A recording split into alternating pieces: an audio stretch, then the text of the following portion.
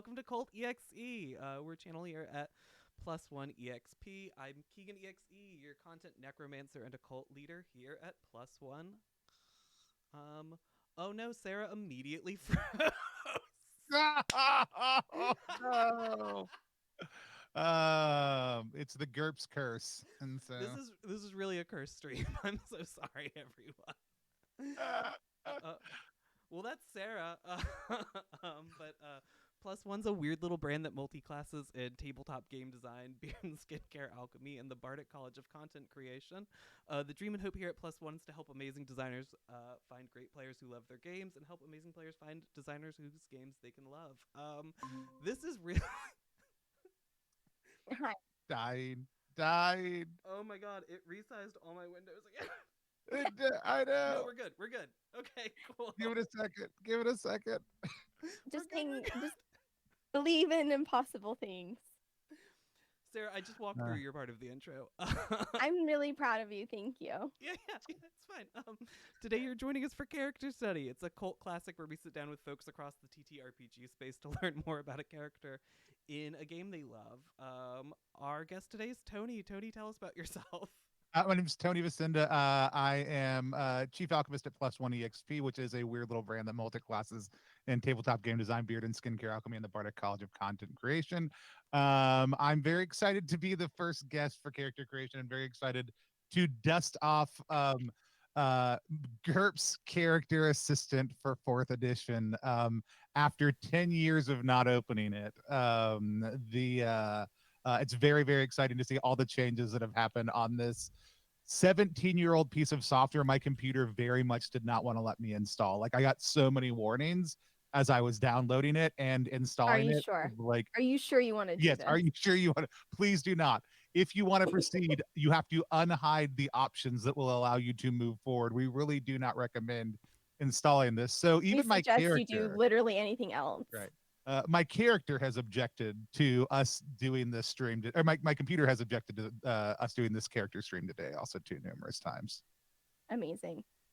I mean, I have to be honest. I'm looking at the thing to make the character peoples, and I get it.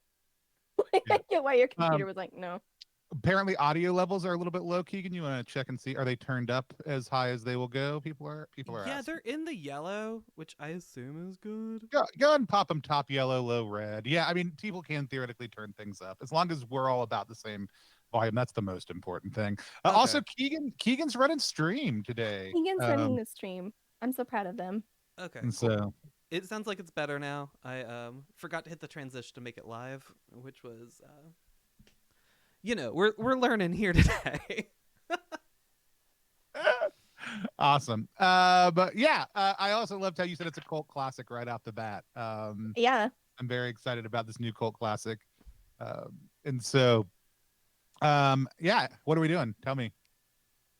well, I have some questions Sure. before we even get started, because one thing that I've appreciated about you, Tony, is like from the moment I met you, GURPS became a topic of conversation, and I had no idea what GURPS was, but everyone's like, ugh, and you're like, no. So can you tell me what is GURPS? Yeah, so and why you like it? This is GURPS 4th edition, this book right here. It came out around 2004, I want to say. I could be totally wrong on that. Adir can at me later if that's the incorrect date. But in the early 2000s, they released the 4th edition of GURPS, which is around the time that I joined Steve Jackson Games as a Man in Black, which is like the demo agent wing of things. I did that because I liked Munchkin and because you earned money in the form of credits towards Steve Jackson Games. So it was really a cost-saving procedure for me. And I had wanted to get into role-playing regularly since I was a child. So people who have caught other streams or interviews with me will know that I used to ask my parents if we could get role-playing books, because I had played once when I was like 8. And they always told me that the local game shop was sold out. I was an adult before I realized that was just satanic panic. Like, my parents were refusing to buy them to me, but were just like, oh, they were sold out of these books when I went, I don't know, every single time. And I bought it every single time as a kid, because why would my parents lie to me? Right. And so, but GURPS is the generic universal role-playing system, which was a placeholder name. It eventually just became the standard name for the system. It came out in the early 80s from Steve Jackson Games. It grew out of a system called Man to Man, which was a tactical arena combat game, Fantasy Trip, which they just did a big reprinting of and actually has a Kickstarter live right now over on Kickstarter for some expanded content.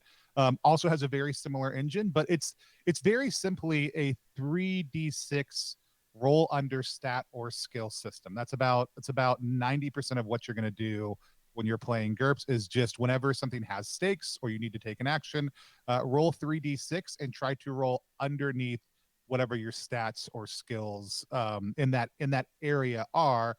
There's other certain abilities and other things like that that may influence that. Damage, you still roll on d6, but you just try to roll high instead of low. That's it. Those like really are the central mechanics of GURPS, which makes it sound incredibly simple. And it is at the table.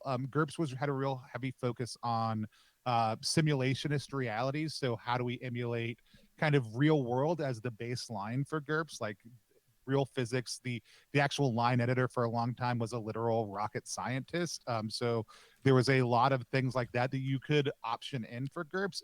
And there went Sarah again. I can't. It just doesn't want me to know about. My computer is trying to protect me from your GURP. From GURPS. Yeah. So it is. So yeah, real world universal baseline was kind of the norm. A lot of sciencey things that went in there, but at the end of the day, it's just 3d6 roll under. And where it really hit its stride, what a lot of people really loved it for, was for superhero stuff, to build these incredibly intricate and complex builds, which for a system that's basically 3d6 roll under, like this is one of the two core books. This is the character creation process for GURPS, because the thing that's super complex about GURPS is character creation.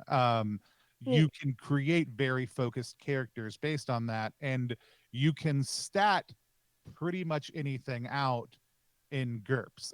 Lots of people used it for fantasies. One of the core settings in 3rd edition was, and unlike other RPGs, if you picked up GURPS 1st edition book and you picked up a GURPS 4th edition books, they are far more the same game than most other books, that when they go through a refresh or an edition, that they're going to shift the system pretty dramatically. Usually for GURPS, what was happening was expansion and refinement on the core idea. So point values might change for things you're buying for characters, but the mechanics have always stayed pretty much the same the whole way through. And the way that somebody at GURPS, unless they've memorized a lot of those point values, is going to show up if they've only played 1st edition to 4th edition and be like, oh, these things are different costs than I remember initially, but once we're at the table, that's not really going to matter necessarily, right? And unless you're getting into a lot of like the like physical impact damage based on the speed of two different objects, you're not going to reference a lot of tables, but those tables do exist in the books if you want to look up that stuff. I like the way that you said that, where you're like, you're probably not going to need these tables. Yeah. They do exist though, because 100% there's going to be some random table that you require literally every session, I'm assuming. Well, you could. I will say in my 5 years of playing GURPS week in and week out, across 6 different settings, and a couple different tables, like we looked at rules in the rule book like never. There are 2 very important rules in GURPS. One of them is in the characters book. One of them is in the campaign books, the 2 core books. And one of them is like, never let the rules get in the way of a good time, right? Which is, I think, very important. Like, don't pause to look things up at a table in a game. Like, either if you're a character who's going to need this stuff a lot, have that up and attached to your character sheet, like just as basic advice, right?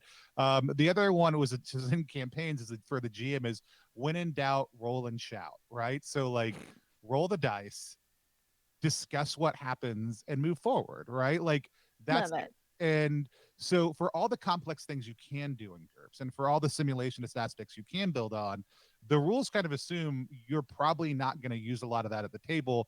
But for people who that is their way of getting enjoyment out of the game, they're there for you. GURPS also has endless amounts of supplements, right? So we talked about, these are the 2 core books. There's like also martial arts, supers, powers, mysteries, a lot of other ones in the 4th edition line. But the 4th edition line has like like a few scores of books. Like they have probably less than 40 books out, which sounds like a lot, until you realize that third edition had hundreds of both main and third party supplements that were like low tech, medium tech, high tech. Like if you want to play a Celtic setting, here's a Celtic supplement. If you want to play, like, people would write setting books. There's a GURPS Discworld for people who really love the Terry Pratchett setting. GURPS powered a lot of other systems. Also, a lot of people kind of got exposed to a lot of ideas that are central in GURPS through Fallout, because Fallout wanted to build its like operating system on GURPS originally. That didn't happen, and they tried to have that conversation a couple times. All parties were kind of interested, but it just, the complexities always kind of got a little bit out of there. But a lot of the ideas that they loved in GURPS still made it in.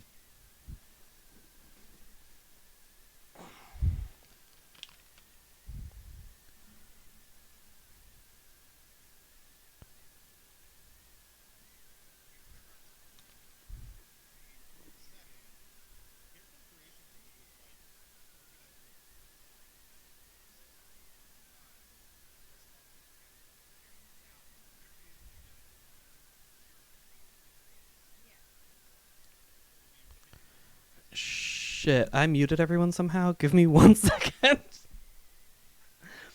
I know what I did. I fucked up. Okay,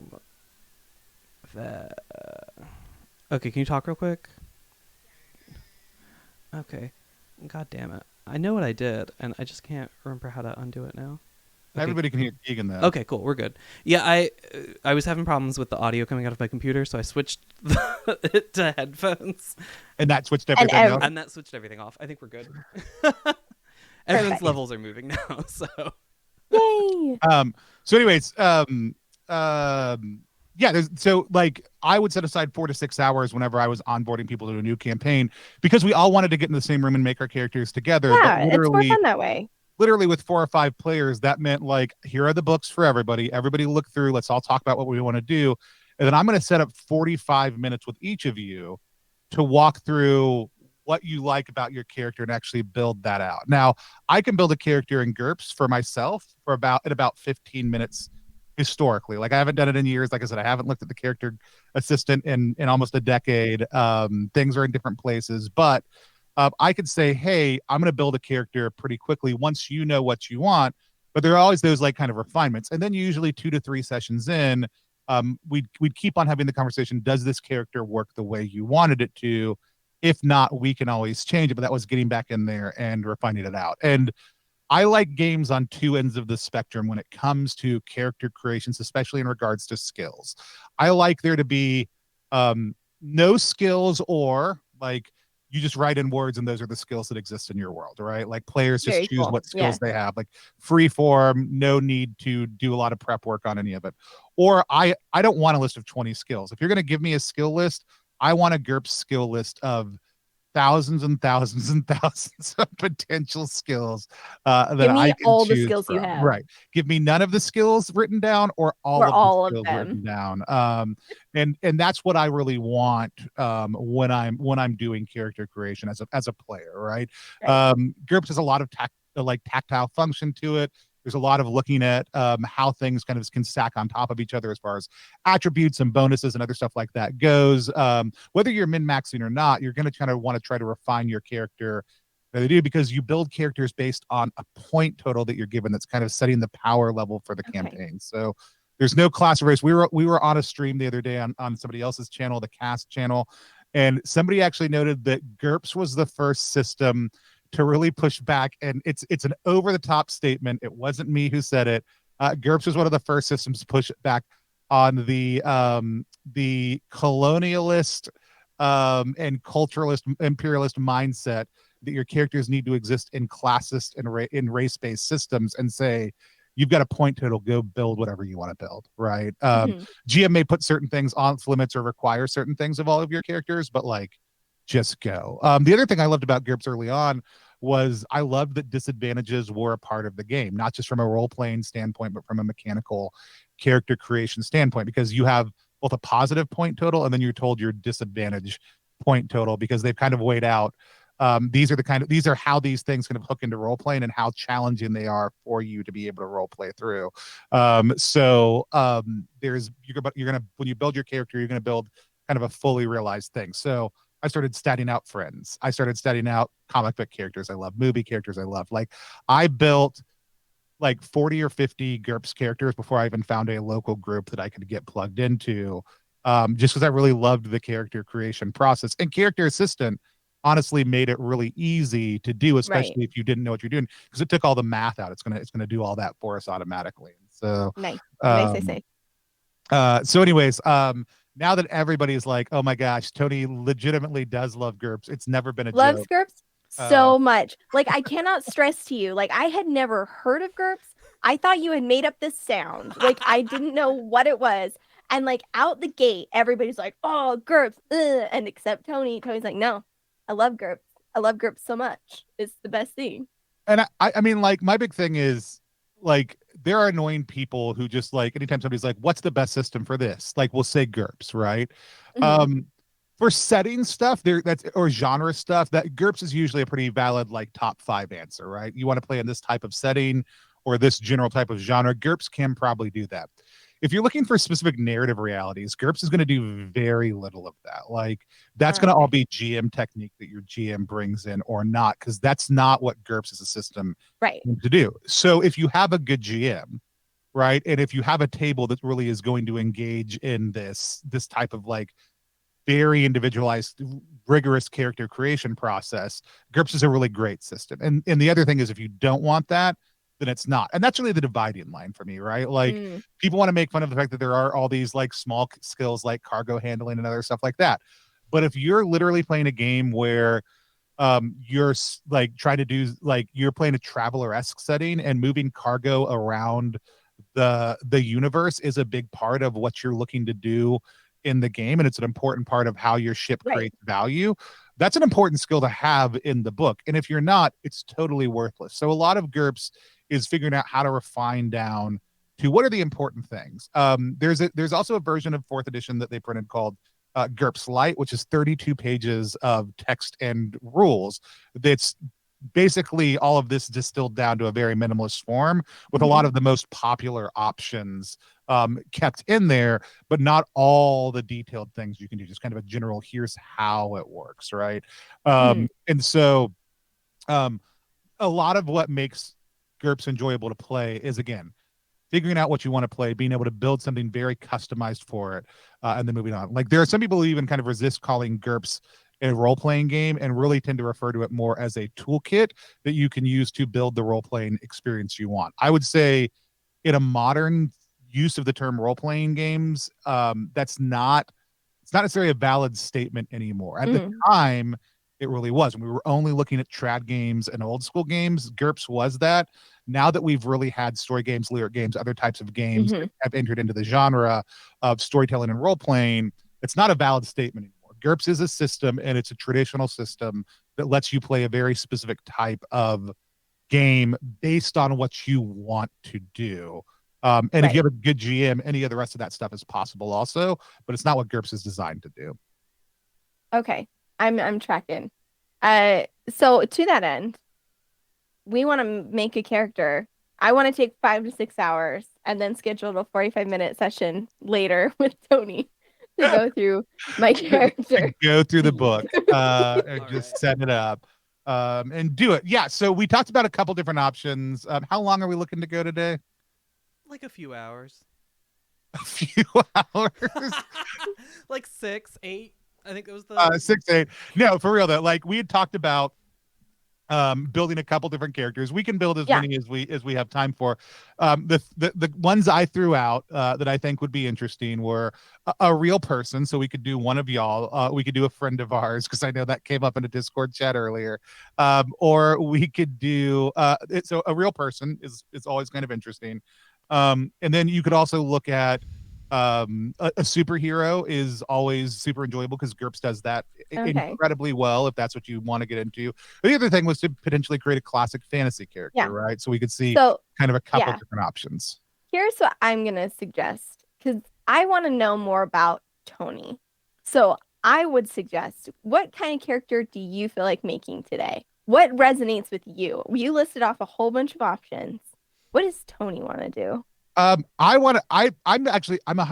presented those three options because I like those three options, right? Like Yeah. those are three things I would enjoy building. The superhero one will be the hardest one to do because it'll be the most complex, all those kind of things. Okay.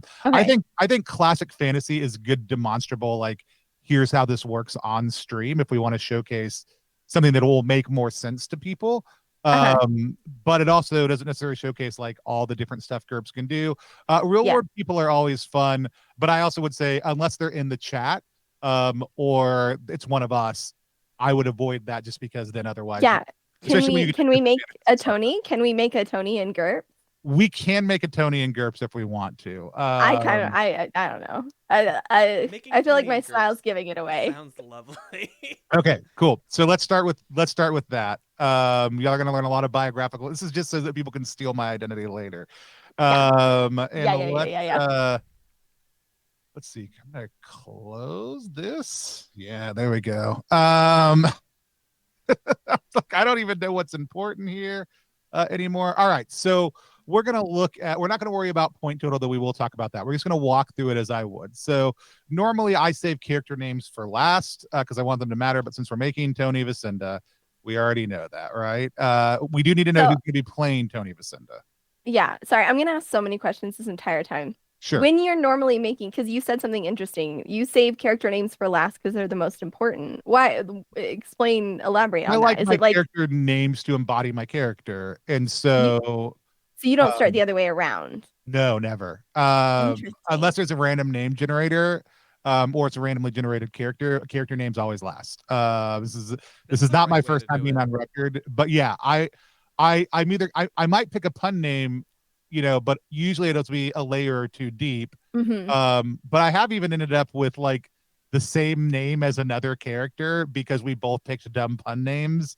But like in different directions, we were going to reveal them. So like one person went with Barry, and I just went with everybody calling me Metric, and we were both sailors, and our names were Barry Metric. I love that. But like it was fine in play, but it was really dumb when we realized we had done the same weird pun. And that's usually for like just one shot, right? Like you stole it stuff, right? But I might look at the lore of the world. I might look at a lot of other things, and then decide like, hey, why does this matter? One of my characters I created, whose name I just came up with, was Severin Smith.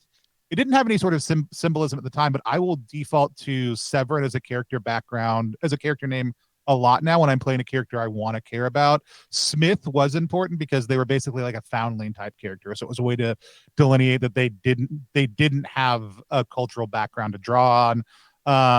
It just sounded like a cool thief name to me also too. But like one was Coriel Gilberts, and Gilberts was like connected to like kind of their merchant background, and there was like I did some weird research into some name origin stuff for that. But Coriel was actually like a lore nod, like it was a derivative of the god of magic's name in that setting, right? Okay. So like that kind of stuff I'll do a lot of depending on what, but lots of times it's really just I'm going to create the character, I'm going to get a feel for them, and then I'm going to come back and I'm going to give them a name. So Apocalypse Keys, which y'all are doing a character study for next week with Ray. When I was creating my character for that, the character's name is, they go by Finn, but their actual name is the sound, the final sigh before the closing of eyes, right? Like that's their full name. And it is the sound of that. And all of their siblings, which are these angelic like type creatures, all have sound names. But I love that came from me picking my power of darkness was my character has weapons that I can form out of sound and light. And so I took the sound theme and just wove it through my whole character. Yeah, that's fun. And yesterday, all of my, like we passed a portrait gallery in the oldest house of all of my siblings. And I'm just like left and right having to come up with different sound names as we go that kind of fit the motif. It was a super fun role-playing moment. It was one of the like Gray's stars afterwards was like, but I now have to also go through and write down 26 sound names, including the ones I also said on stream. You played yourself. Right. But I do like the coming back after I figured out what this character's function in the narrative is going to be, and then giving them a name that immediately starts to tell other people about how I view the role of my character, which I think is just a good role playing like handle to grab onto. Also, Brandon Leon Gambetta says, like, if you're creating an old school OSR character and they're a thief, just like name them like Shank, like, Silver Fist, like, so that everybody knows they're a thief off the bat, right? It just you work through the introductions, right? Right. And we're gonna pretend. Actually, let's pretend Sarah is playing this character. Sarah, you're gonna play this character. You're gonna play. I'm Tony. playing Tony in GURPS. Look at me. I'm the Tony now. The campaign is character study. I am mostly human. Character study. Appearance, we can come back to later. I look like me. Height, here we go. 6 foot 2. Y'all are learning information about me. Wow. Weight ranges anywhere from 330 to 350 pounds on average. Okay, cool. Age is 39. Everyone's just gonna keep going. Cool. Age is 39. Very good. Age is 39. My tech level. About that the second time. Do what? You sounded confused about your age the second time you said it. Oh, the first time, because I wrote in the wrong. I wrote in the wrong one. Okay. And so, character level, and see, this is where we're going to come into me not knowing how to edit things in here is going to matter. It's going to be perfect because I don't know how to edit things on stream. So. Yeah. Let's see. File. I need to change campaign settings. I bet you for this to work. Campaign settings. See, look, years later, I did this so much. I can't with this little guy on the right. Like every time I see him, that's your armor DR for your loadout. We'll get to that very late in the process. It's just very. I have so many questions. So base campaign TL is gonna be TL 8. So that's tech level, right? Okay. Sure. Okay. 8, we live on. It depends on when the books are written, but GURPS books will tell you here's your current technology level, and then like 3 to 5 is like medieval tech. Like you can also do like Bronze Age tech lower than that, and then like 6 and higher are like relatively modern in some way, shape, or form. Once you hit 9, you're hitting like high tech, or like 10 and higher are like ultra high tech.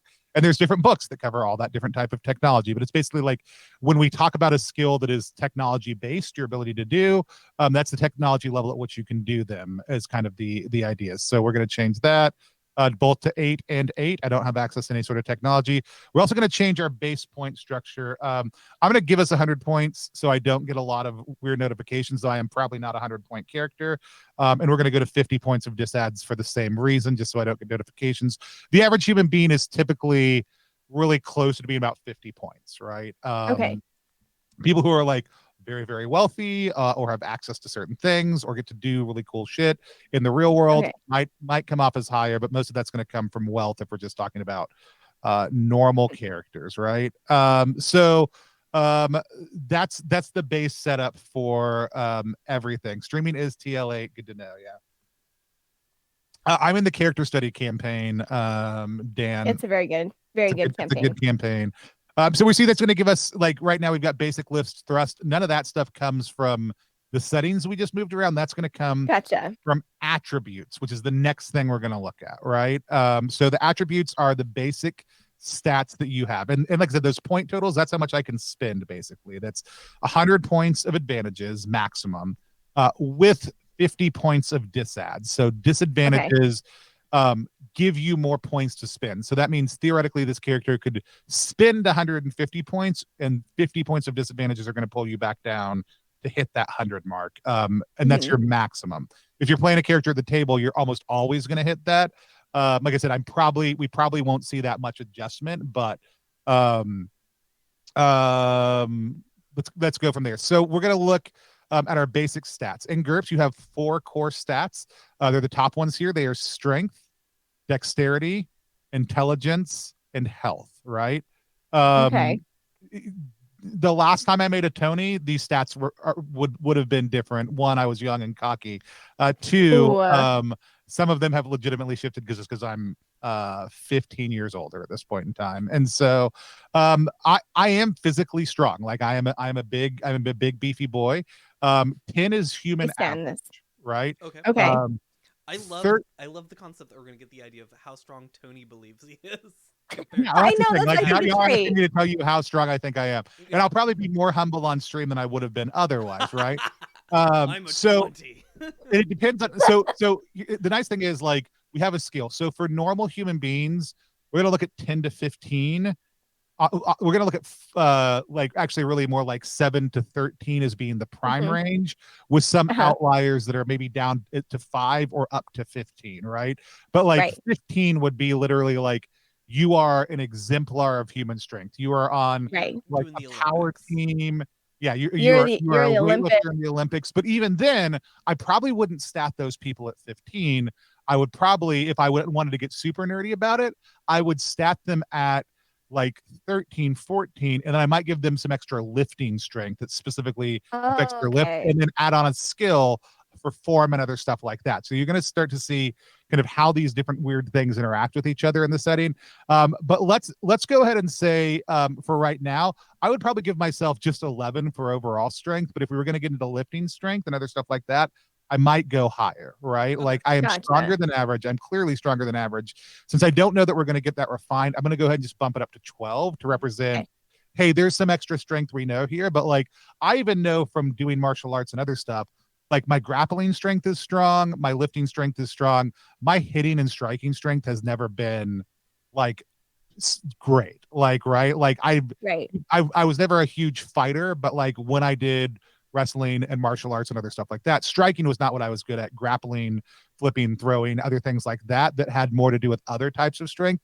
So Mhm. you'll also see as I do that, these numbers on top, swing damage starts to change, right? Swing damage goes Right. up when I do that, Mhm. because that's affecting the system. Just is going to track all that stuff. Dexterity historically would have been probably slightly higher. I'm totally out of shape.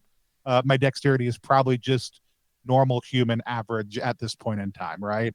I think of myself as a clever individual. We're going to go ahead and bump that up to 11. I can confirm.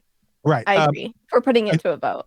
I think there's some things like if I was going to build out a custom skill, I might throw in something like erudite or like like easy like something that speaks to like my desire to learn things, because I'm very good at picking up new skills. Okay. But I probably wouldn't put that in straight intelligence. I would let that live somewhere else. And then Okay. health historically would have been human average, maybe slightly higher. As I've gotten older, and as because I have some different body stuff going on, I actually might drop that down to a 9, which would give me disadvantage points immediately, right? So it's going to change some things.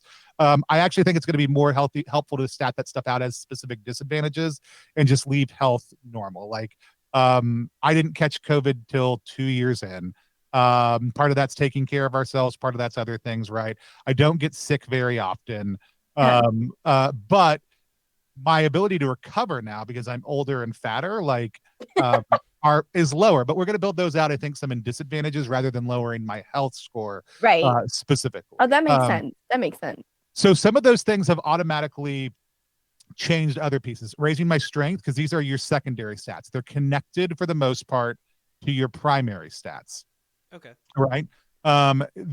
So some of these have automatically shifted. If I wanted to, I would say my hit points probably are not that high. So I'm actually going to buy back one of those hit points, because that some of that stress was to represent like my ability to lift and stuff. So it doesn't Mhm. make me more physically resilient in the sense of if I got shot by a gun, I'd go down just as quickly as anybody else, Yeah, which is the if case for Okay. most people. I GURPS is assume hit points are number of punches you could take. it's damage is based on d6s, right? So but you can go negative unlike other things, and basically 0 is unconscious, Okay. and then you start making like death saves at a certain point into the negative. What I already love about like the fact that we're making real life Tony in this game is it's making me, Sarah, ask some real questions. Like, how many times do I think I could get punched in the face before I'd be like, I'm dead? It's not a bad thing to like look It's at good to when be you're doing some of this introspective. stuff, right?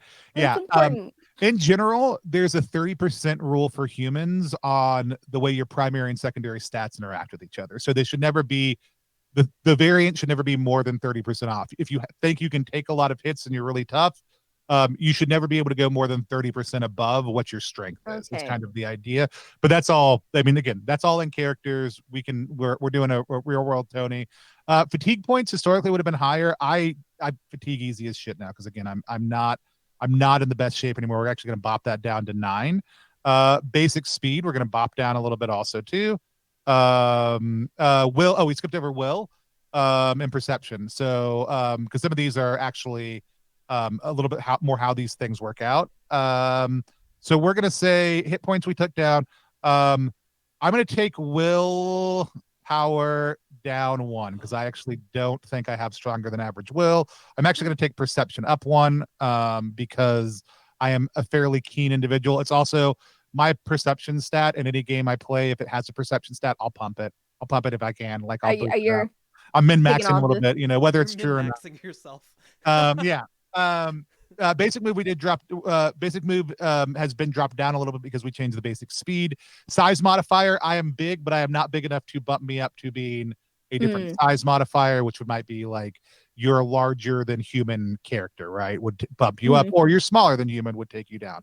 Tech level is going to stay the same. Money, normal, like I make a good income. We're going to leave that alone, but money is an advantage in GURPS, which is one of the things I like about it. Like it acknowledges that wealth is a power and form of influence kind of a in your world. superpower of its own. Yeah. Historically, this would have been lower. Status, I don't have any specific social status outside of if I wanted to represent like being a content bard, building a reputation for a certain community would be a better way to stat that. Monthly pay, this is low. I can tell you guys my actual monthly pay. Would you mind that one? where's the social security? Monthly, yeah. You can get into your FICA in there. Cost of living is higher than that, but that stuff's not we don't have to get into that. Language, that's not interesting. I speak English. I understand minimal amounts of Spanish. I understand minimal amounts of French. I understand minimal amounts of High Latin, but we're not gonna. We could stat those in if we want to. And cultural familiarities are going to be North American. That's it. We're not going to change any of that. I'm not versed enough in other languages or cultures for us to shift any of that, though we could.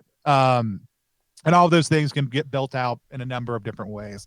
So the next thing we're going to look at is we're going to look at advantages, right? Like these would be things that I naturally am good at based on a number of different things, right? So that could be like, hey, if I actually don't think I have a high perception, but I do think I have particularly good hearing, I could boost my hearing up at the cost of 2 points. If anything, I might take a disadvantage of hearing because I use cotton swabs far too much and may have damaged my inner eardrum. Listen to the warnings, kids. Maybe don't do that. I didn't use Q-tips till I was 22, and then I got addicted, and now I've never been able to break that addiction.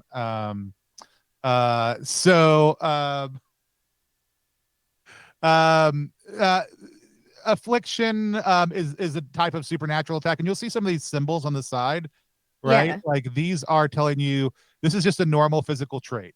You could also create an exotic physical version of it. This is a mix absolute direction, the ability to tell which direction is north and follow paths very easily.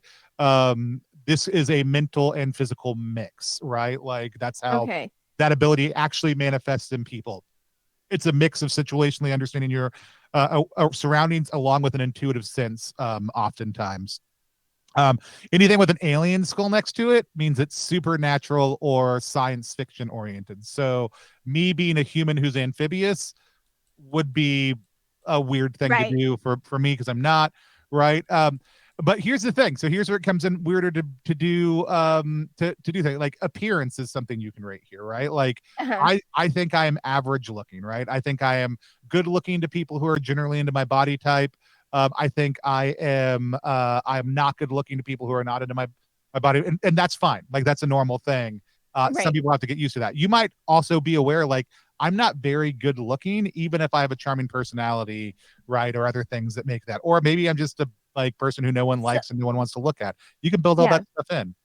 So, but here's my question though: like, as far as like playing the game, how does that factor in? Is it like it's purely situational?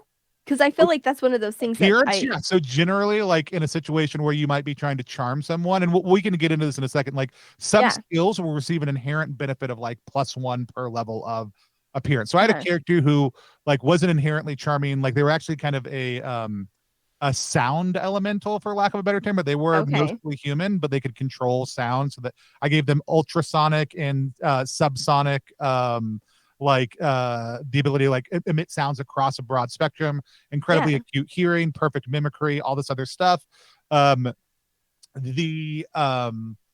the one of their things was they had a really good voice, and so their natural vocal quality gave like a +2 to influence roles, right? So they Okay. were All normal right. attractive, but had I boosted up their level of appearance, because people, whether we like to or not, do kind of instinctively react better to people who have more symmetry in their face, and that we find more generically appealing than they do to people who they don't. And whether that's right or wrong, we can debate about all that. In Sure. situationally, the GM could decide this person just doesn't care about how people look. That doesn't apply, right? But Right. appearance generally will be like if you're trying to influence somebody else using a number of different type of influence roles, it may or may not matter if they can see you. And if they can't see you, it's not going to matter. Voice Right. will matter if they can hear you, right? But Mm-hmm. if they Mm-hmm. can't Okay. hear you and you're typing something, it won't matter, right? So Gotcha. there are all those things, and the system actually breaks those out as like, here's your skill and here's the modified version of your skill next to it based on these different abilities. So as a player, once Okay. you have your character sheet, it's actually very easy to know situationally what you're doing. Gotcha. Let's see. I think I'm blessed. I'm going to take blessed. Hashtag Hashtag. blessed. And just for one thing, so that we can see that, but it is listed as a supernatural. There's this lightning bolt, right? Just like the alien head, ability. What am I? Did it go in my advantages? Yeah. So advantages. I now spent 10 points at advantages. I'm blessed. Not just hashtag, but in reality, you saw me stat it out. I'm not good at falling, so I'm not going to take cat fall. I'm not going to take channeling. I am going to take a point of charisma. Like This is good. I think given my general background and the things that I hear from people, that's something that I'm very comfortable with. Claim to hospitality. There's rationales behind why I might be able to take that. Claim to hospitality is a sociability that, like, when you're traveling, is it easier for you to find lodging, claim some sort of benefit, or receive some sort of good from a wide range of people? The amount of national work Okay. I've done, specifically within church stuff, would actually let me be able to say, like, I could take claim to hospitality. Like, if I'm in a major city or most minor cities, I could actually call up the local Catholic church, find out who their youth worker is. I might know who their youth worker is, and probably find a free place to stay. And it's something that I've done numerous times in my life. It's not a lot of Mhm. where I'm at right now as a character, but it is a thing that I potentially could take. Right. Clear ascensions, I don't have. I don't have natural clawed weapons. I'm saying a lot of these so you get a little bit more of a sense of them. Yeah. Danger sense, knowing when something bad is about to happen. Um, Daredevil gives you bonuses when you try risky things within the game. Dark vision, classic. We all can know and argue about what that does. Destiny is somewhat supernatural, but it means you know something is going to happen to you. Mm-hmm. Diplomatic immunity, discriminatory hearing is or smell is the ability to like pick something up and like subsection it. So like I don't have discriminatory taste, but I do have a very well developed palate, so I could potentially add that in Okay. as a All right. skill versus a thing. But if I took a skill of like being a sommelier or being a taster, right, of some type, having discriminatory taste is going to give a bonus to that. Um, the enhanced block, enhanced move. So a lot of these are combat. A lot of these are Right. supernatural. Extra arms, extra move, extra attack. I'm trying to think of other ones that I think particularly matter to me. I don't know if I'm hard to kill or hard to subdue anymore. Um, High manual dexterity I don't have. I'm just kind of cruising through these. Lifting strength, like I said, I could take that. Gotcha. We'll go ahead, we'll do a level of that, Hell because yeah. that'll demonstrate a actually we might take 2 levels of that, and then we'll go back here to strength, and we're going to pump that down 1, Gotcha. and we are going to take off. This is kind of the fiddly part about Right. right? So I took off. You're dialing everything in based on like what your abilities are, not Right. necessarily the base stat, because it Right. can be fluctuated based on those abilities. Like you And can then be strong, but you're like better at lifting strong, right, not like the types of strength. yeah. Yeah. You can take luck as a skill, right? Which Okay. is not considered a supernatural skill in this setting, right? It just I mean, let's be honest, it's not it's not not. really. And Yeah. so you can take military rank. You can take a lot of things. There's like mind control.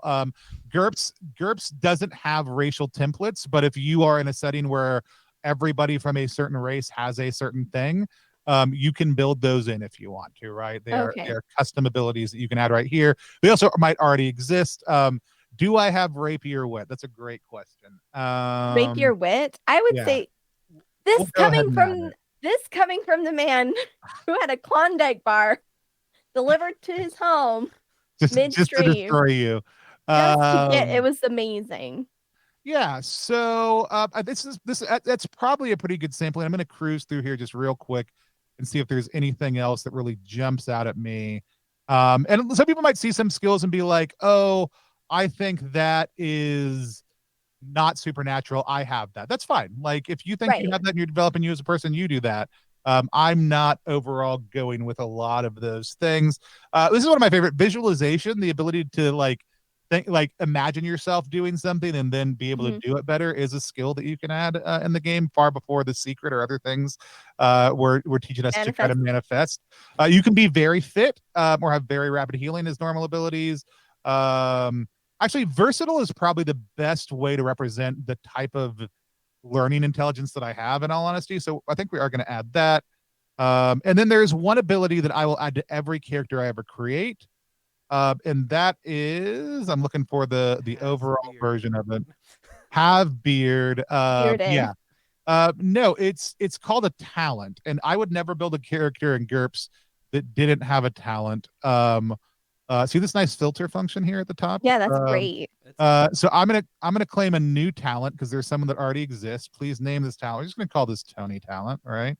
Okay. Tony talent. You get +1 when you use a Tony talent. Please describe when the reaction bonus for this talent applies.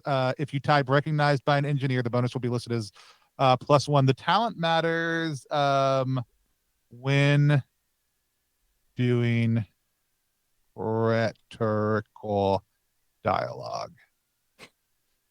That is when that talent's going to matter. And we are going to say it's 5 or 5. So a level 5 talent. These are different levels that it can do, but it's basically how many skills it's going to impact, right? And then we're going to switch to skills in just a second. What we want to really look at here is the fact that I don't want acting actually. Oh, I've got to do this in order. That sucks. I'm going to look at a set of things that I've gotten very good at and have always kind of naturally been good at, based on just being able to talk through things. And so we are going to apply this to a few different sections of thought and discourse, some of which I'm practiced in, but some of which are just kind of already existing within this. And I really wish I was more familiar with the skill list still, because but we'll get enough of them in here for this to matter. So we're going to look at not current affairs, but let's see.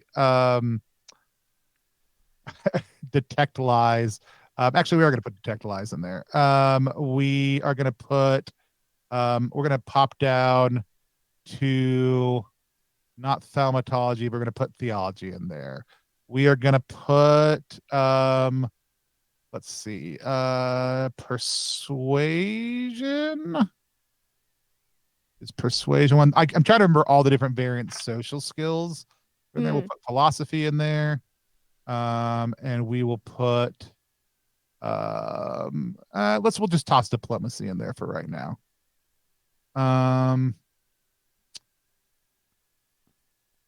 It's not the one I want to take, but I can't remember what the generic persuasion skill is named right now.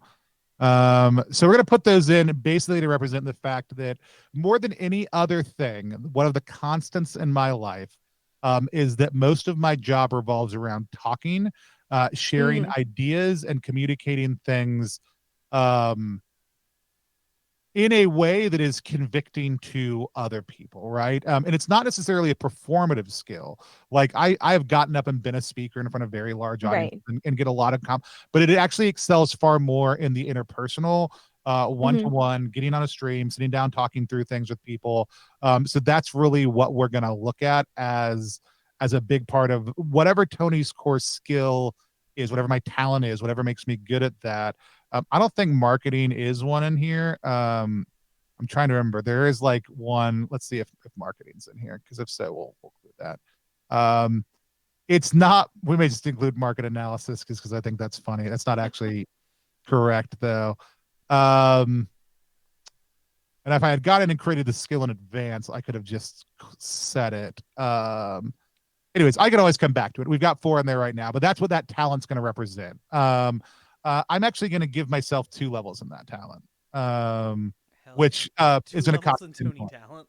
2 levels in Tony talent. But that's what it's going to represent. But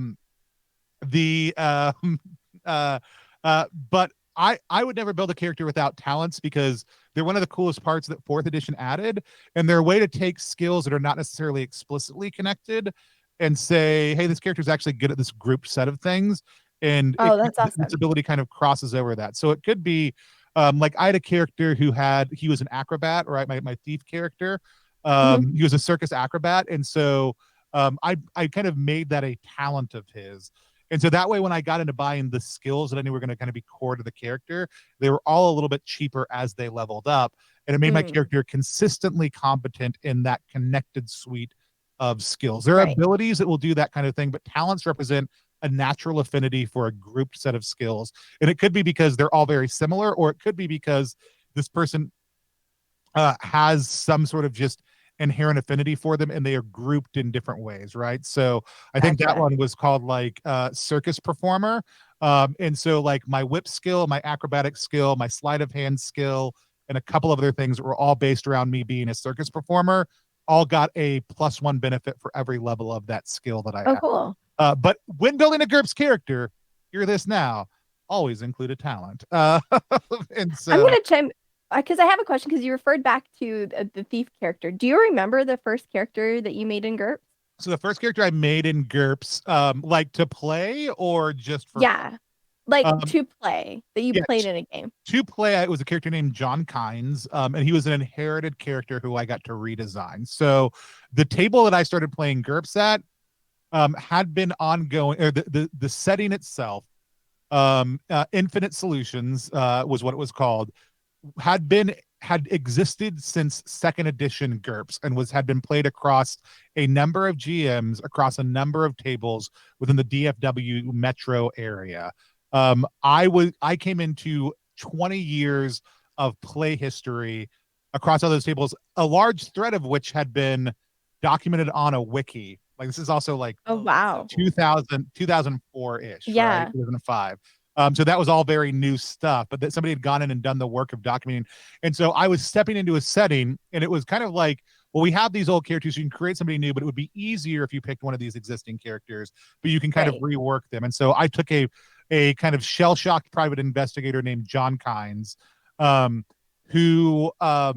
who had been around for a while and had helped them hunt down some demons at some point, like a very not very mystically oriented, like John Constantine type character, like a little bit of mysticism, but not a ton, more hard-boiled PI. And I kind of started specking them out a little bit more as like a low-level technomancer also, because it was actually set in the DFW area, that setting. So it was like the local setting in a near to us kind of modern setting that had a few light urban fantasy vibes, but the setting had been getting weirder and weirder over the 8 years it had been played.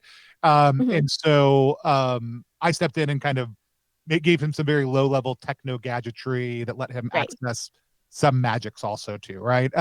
So that was John Kynes. Severin was the second one. He was the first character I bespoke built, Corey. And then I had Kelsey, who was from an alternate reality, who was my superhero one. From an alternate reality where gods from different pantheons, their progression through time was about the gods battling with each other, and that history, Oh, the Greek cool. gods had won out and ruled the world. And so it was Kelsey was a child of Apollo and someone else. Man, I got to remember who the mom was. But he was very fast. He was a speedster. And Gotcha. so whoever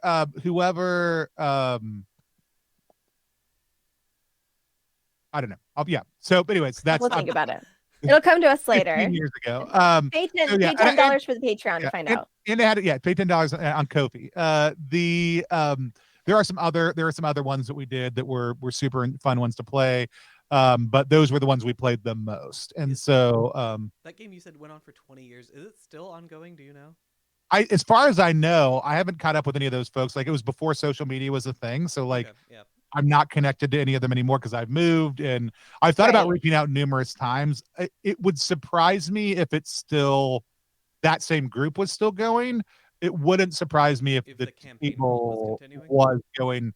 Yeah, but it was really great because it was like half the group GM'd, right? So there was a head GM, and the way that had been set up was like there was always a head GM for any of the spinoffs, and the main one ran all the different, like a bunch of different tables, but you could be a GM for your own one as long as you worked with him on making sure like very light continuity stuff maintained. Like it really tapped into GURPS is intended in 4th edition to be like cross time, cross space, multidimensional, like all the things that you can do in GURPS. Great, let's create a core settings where you can do that. And this group had started doing that right after 3rd edition, really like kind of hit out hard, and just took and made all of their different adventures they were running part of the same multi-universal reality before 4th edition 15 or 16 years later made that the core setting that you actually did that with. And so so like GURPS modernly is really good at largely, if you want a bunch of different characters from a bunch of different places and who come from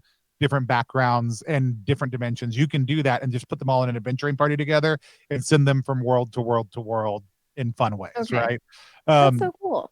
So that's talents. That's advantages. Right. Now let's look at the other super fun. Perks. Perks are fun. Let's see. This is me figuring out how to do stuff again. I would offer to help, but I have no idea what's going on. There we go. So here are the perks in the base setting. These are basically very low level skills. You can have up to 5 of the very low level abilities. So like alcohol tolerance, the ability to automatically put yourself in a trance. Deep sleeper. I'll take that one. Oh, heck yeah. Fur or honest face. Which one should represent beard? We'll make honest face represent beard. People just naturally trust me due to its authority. That's good. All for hail right the now. beard. Shtick would be a good one for me. I'd have to figure out which ones those are. We can do it. I got one. I got at least one shtick that I do. Perfect. Perk, you can do, other new perks. You can give yourself an accessory like your hand is always has cell phone on you. Could be one at this point. Okay. Right. Historically, accessory would have been like, you have your finger can be used as a flashlight. Great. Like whatever, because flashlights are cheap and a normal thing that you can access at TL8. And so if your finger is a flashlight, also fine. But like this might just be like cell phone, like at this point in time, it could be a thing. So we're going to switch over after perks to disadvantages. So these are things that you are, that you have that can be role played through, that you do. So smelling bad, having a bad temper, bad back, bad grip. I'm going to see if bad knee doesn't exist. So we can bad back can kind of flavor text it. Well, we can, but here's the thing. We can just go in and actually. Oh, cool. We can edit it directly. Bad knee. This digital character creator, as much as I hate to like praise it, is pretty cool. I know. It's when you're doing something this complex, right? Like just watching the screen get like wider as we add more shit to the character. It's like, oh, okay, cool. Yeah. Yeah, I mean, like, and this is the kind of stuff that Steve Jackson Games historically was just really tremendous at, and modernly they've just shifted the mode of what they do. Yeah. I love a lot of the stuff they still put out. It's not any sort of ding, but they were always really good at being on like the cutting edge of tech enough to get the FBI to seize assets a number of times. And so, let's see. We want to. I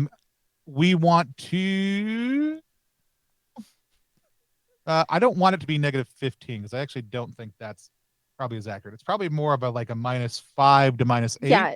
So like what would be like debilitating as far as like the minuses? Like what's the scale there? There's terminal. There's one called terminal illness. Actually, this may just be easier. I'm going to cancel this. We're going to take bad back off. No, you have a bad back. You're stuck with it now. That's just life. Okay, but honestly, once you have a bad back, that's kind of how it goes. Yeah. Yeah, I mean, I would have the bad back stat.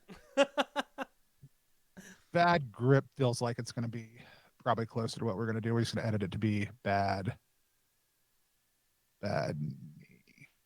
And that's really going to be more situational, like your GM is going to do it, or if you're trying to like hold somebody from a cliff, like from falling off a cliff, your bad grip is going to come into play, right? Bestial, blindness, bloodlust, bully, callous, can't kick. So chronic pain is a really interesting one.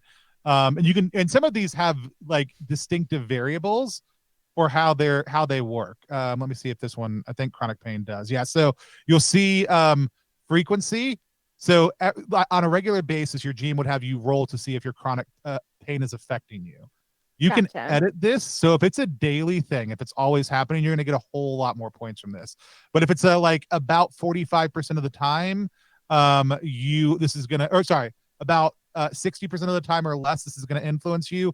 That's where it starts out at. So anytime you see numbers like 10 is 50-50 on 3d6, basically. Okay.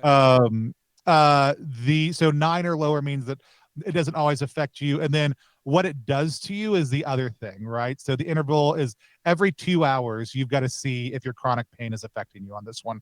I can edit those values and it'll change what that looks like as far as the total amount of disadvantages points you get for it. There's things like the ability to contact people who are looking for you, how often they find you. There's social ones, there's physical ones, there's anything else. Code of honor is very common in the game. So, but it could be like, because it's going to restrict certain actions. So like for a paladin type character, chivalry, right? But there's also a pirate's code of honor in here also too, or soldiers, or some sort of just professional code that you've done. Are you colorblind? Do you freeze up in combat? Do you have a compulsive behavior that you engage in? And the book actually is pretty good for its time about addressing the real world realities of these things and the fact that they are disadvantages because they impact and limit people based on these things, and not to take them lightly. Now, is it the best example of that ever? No, but for its time when it was released, it was actually pretty self-conscious about a lot of these things in a way that previous editions were not necessarily, and in a way that some other game publishing companies could learn from as they release edition to edition. But who I'm talking about, who knows? Let's talk about delusions. No idea. Yeah, let's talk about delusions because Keegan specifically asked to know more about this one. Keegan, delusion is a disadvantage, right? So this is how many points you're going to get back if you had this, right? So we've got to name the delusion. GURPS is best, right? We're going to talk about how often that influences us. How many points you're going to. So it's going to be 1 point per level. And so this says -1 to people's reaction when you say this, right? So there's going to be some situational bonuses here.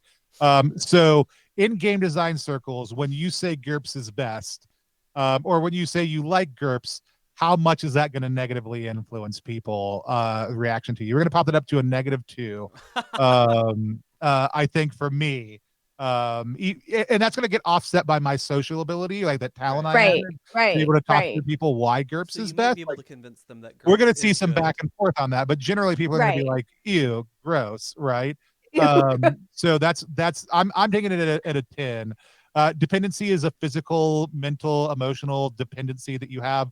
Could be a vampiric character, could be a substance abuse problem. A dependent, a person who literally depends on you. A destiny that threatens you. A discipline of faith. I just asked, so dependent, you can just have a child on your sheet. You have a Yeah. child, or it could be like a Well- squire, or it dog, could be a or family, some- or a squire, dog, whatever. Someone, or someone that you claim on your tax forms. yeah. But it could be any group of people who it could be an individual or a group of people that are dependent on you. No, I conceptually love the character sheets. Like, do you have children? Yeah. Disadvantage. Yeah. Well, but only if that's going to be. That's the thing you would agree on, right? Like, yeah.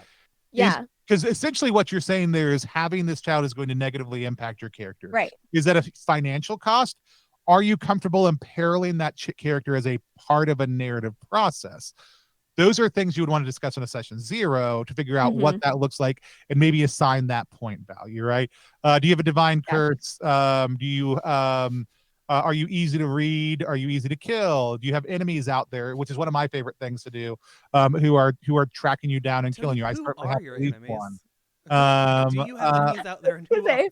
I only have as far as I know, I only have one active enemy in the TTRPG scene. I'm desperate to know who it is, but I'll ask off we can stream. talk about that offline. See, and I wanna roll back a little bit further because we just kind of glossed over divine curse, and I have to ask: is having a beard that phenomenal not kind of a curse from the gods? I think it's more of a benefit. I remember I took blessed earlier. Okay, I'm just checking. It might be a divine curse and a delusion, though, Sarah. And honestly, Tony might have a problem differentiating that during the character building process. True.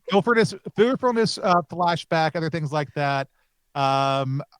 Again, actual characters actual people tend to have less. So like, right. I would look at like my neurodivergency, right? Like, so I don't precisely have ADHD, but I do have things that manifest very similarly to it, that cause me to think in a non-linear thought process, and that manifest a lot of the same forms. It's called Edison trait, but it's different, right? I could build that out in here very specifically if I want to. And I'm trying to remember if ADHD is, because I know we added it to a lot of characters when we were doing real world stats for people. But all of those things might go into here. Like I said, bad knee. I could go back and actually probably move my like because I talked about I left my health the same, but I really should take unfit also too. Okay. Because I am out of shape, right? Like we can't all be, we can't all be high level monks. And so but have back pain, Sarah. but there's also Couldn't be me. There's unfit and very unfit, and man, sometimes I feel like I'm in that second category, but I'm probably only actually in the first one. Hell yeah. And so I actually overweight is another one too, but it's on that quirk level of -1, and you can kind of move it up or down some. That has largely in game mechanics to do with armor, clothing, other things like that, which man, it's such a great real world thing to be like, yeah, you might be overweight, but that isn't necessarily the same thing as being unfit or unhealthy, right? Yeah. Like, again, I love that. Yeah. in some ways, like people will see that and be like, oh, overweight, like disadvantage. Like, yeah, because actually, like if you think about it, being overweight means fine, or being very small size makes it harder for you to operate in normal society and get the same things done that everybody else does. But it's not the same thing as being healthy or unhealthy.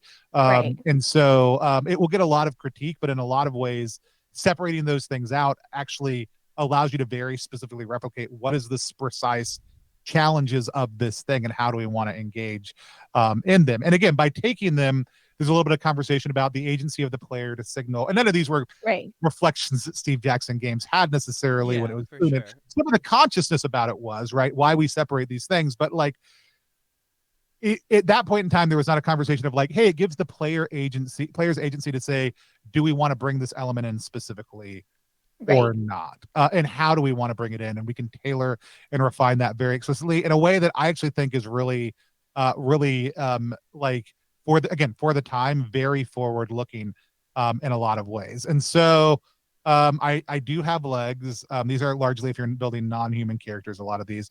Pacifism is another one that's very common for real world characters, because as much as a lot of us think we might get in a fight, most of us would prefer not to and would actually take extreme lengths not to, or just would have refused to. And most of us would have a hard time killing somebody else, right?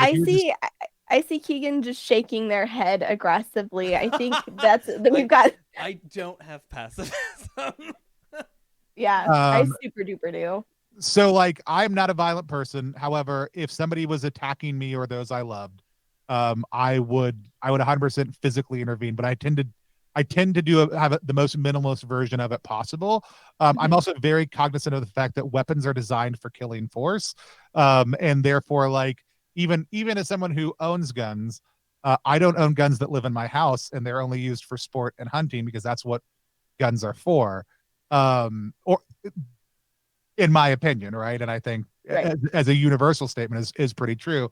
Also, like having guns in my house would also potentially statistically imply that I'm going to most likely injure someone in my family or myself, right? Yeah. So it's just a bad idea generally, but it's worth taking potentially looking at a bunch of them. I'm not a total nonviolence person. I think there's a level at which that's fine, but it's a form of privilege to be able to think about things in a totally nonviolent way Right. in today's society, and it's fine to have that perspective. I actually really value people who do, especially total pacifists. But for me, it lives a little bit more in that just self-defense level. That's good for right now because we want to look at skills, and I want to be conscious of time. And Yeah, we'll get it. actually, We'll get a brief little look at Tony. talking time, it might be a good time to take like a 10, 15. We could, Let's take a little. or I could be done in 10 minutes. Okay, cool. Yeah, let's do that, and then I can go pee in 10 minutes. Yeah, we can look at Yeah. we'll look at quirks real quick also too. Awesome. Again, I tend to being bow-legged, which I am. Just in case anybody was wondering, I can float. I'm not chauvinistic. Trying to remember what congenial means, and that actually probably is me also too. Does that mean you're like overly nice and polite to people Yeah, sometimes? that's my understanding of Okay, we'll take congenial congenial. also too, because I tend to not push back as hard as I should sometimes. That's good for right now. Okay, let's look at skills because we're not gonna look, and we don't have to worry too much about equipment. Though we can talk about that. Features, skills, Tony, what's your everyday carry? that's my everyday carry. So here's the skill list just in basic set. All right. So I'm gonna scroll down here. So if you're looking on Twitch, this side thing that I'm about to scroll is the skills list. In addition to having these top like 7 that are just build a new skill or technique, Right. here's the skill list in GURPS. Yeah, it's crazy. I saw the little scroll like bar that shows you kind of gives you the idea, and it's Yeah. absurd. It just keeps going, doesn't it? Yeah, and this Yeah. is just kind of the core book set of skills, right? So is this where like the flack for the game comes from? Is just like there's too many? No, some people really love that, but it can be really frustrating if you're like, I built my, and then again, this goes back to session 0 setup, Right. good GM technique, and this is actually stuff that GURPS does include in campaign, like character, like your GM should be clarifying what's going to be helpful and what's not. And if you put something on your Mhm. character sheet that the GM just knows is never going to come up, they should tell you and not have you spend your points on that. Because again, remember, it's a point build, right? So we're gonna put points into things, and if I put points into them and they're never going to come up, then why did I do that? Why Right. did I allow that to happen? Why have I selected Oh no. I'm gonna approve that. Okay, you saw it too. I see a little crotch box on Tony's on that body. We will find out what my crotch score is. It's actually my groin score. But Yeah, it's groin, not crotch. here's what we can do. I'm going to go through how skills work really quickly, and then I'll build my skills out while we take a break. Cool. And that way, Yeah, when we're I'm taking a looking at break. that like you think you can make it through that entire scroll bar in 5 minutes? Well, I don't have to, right? Yeah, So like, 'cause here's what I know. Like there are different types. There are 4 different types of skills that you need to know about. There's some subdivisions in this, uh, but the 4 types of skills are easy, right? Average, hard, and very hard. Easy skills cost less points to initially learn, and they come in at a higher level. Average skills cost twice that many. Hard skills cost twice that many. Very hard skills cost twice. So very hard skills are very hard to learn and take a lot of points to be very proficient at. Easy skills are very easy to learn, right? And to become good at. They all hit the same kind of point walls eventually, but it basically means that if you put a point in an easy skill, it's going to come in at the same level as whatever stat it's based on. If you put 1 point in an average skill, it's going to come in 1 point below that. Hard, 2 points below that. Very hard, 3 points below that. And then you just put in 1 point initially to purchase that skill and get it at whatever level it has. Otherwise, in the book, there is a default. Like if you don't know astrophysics, it's a -6 when you want to roll it off of your intelligence, right? Having a point in it's always going to be better than not having a point in it. But it takes a long time to learn certain things in the real world, and the level of skills kind of reflect that. Most skills, except for very few, are based off intelligence or dexterity, which is why if you look at the point totals, taking strength up 1 point costs 10 points. Taking intelligence up 1 point costs 20 points, because intelligence and dex cost 20 points because they influence more skills by far than anything else, and so they charge you more for it because it's going to it's all your skills are going to be based off whatever those stat levels are to keep that roll under function running.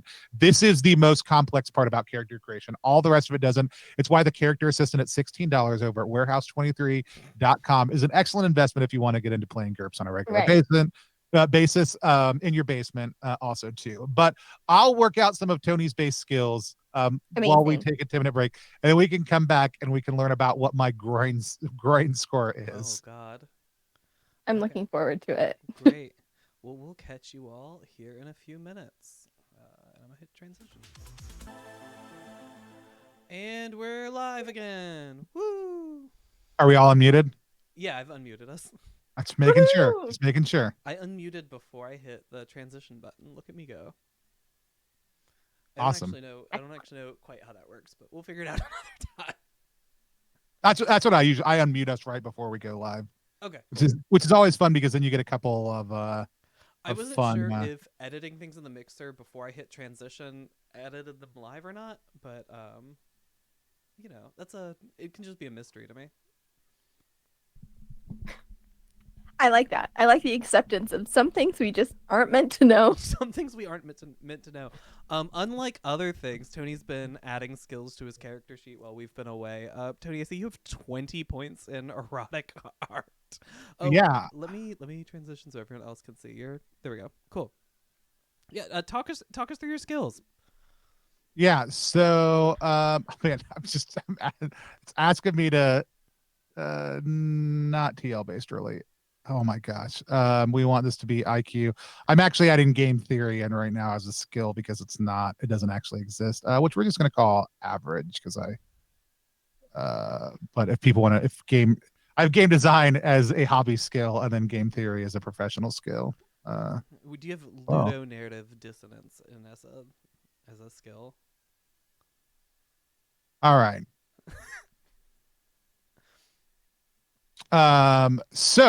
Ludonarrative dissonance is our skill.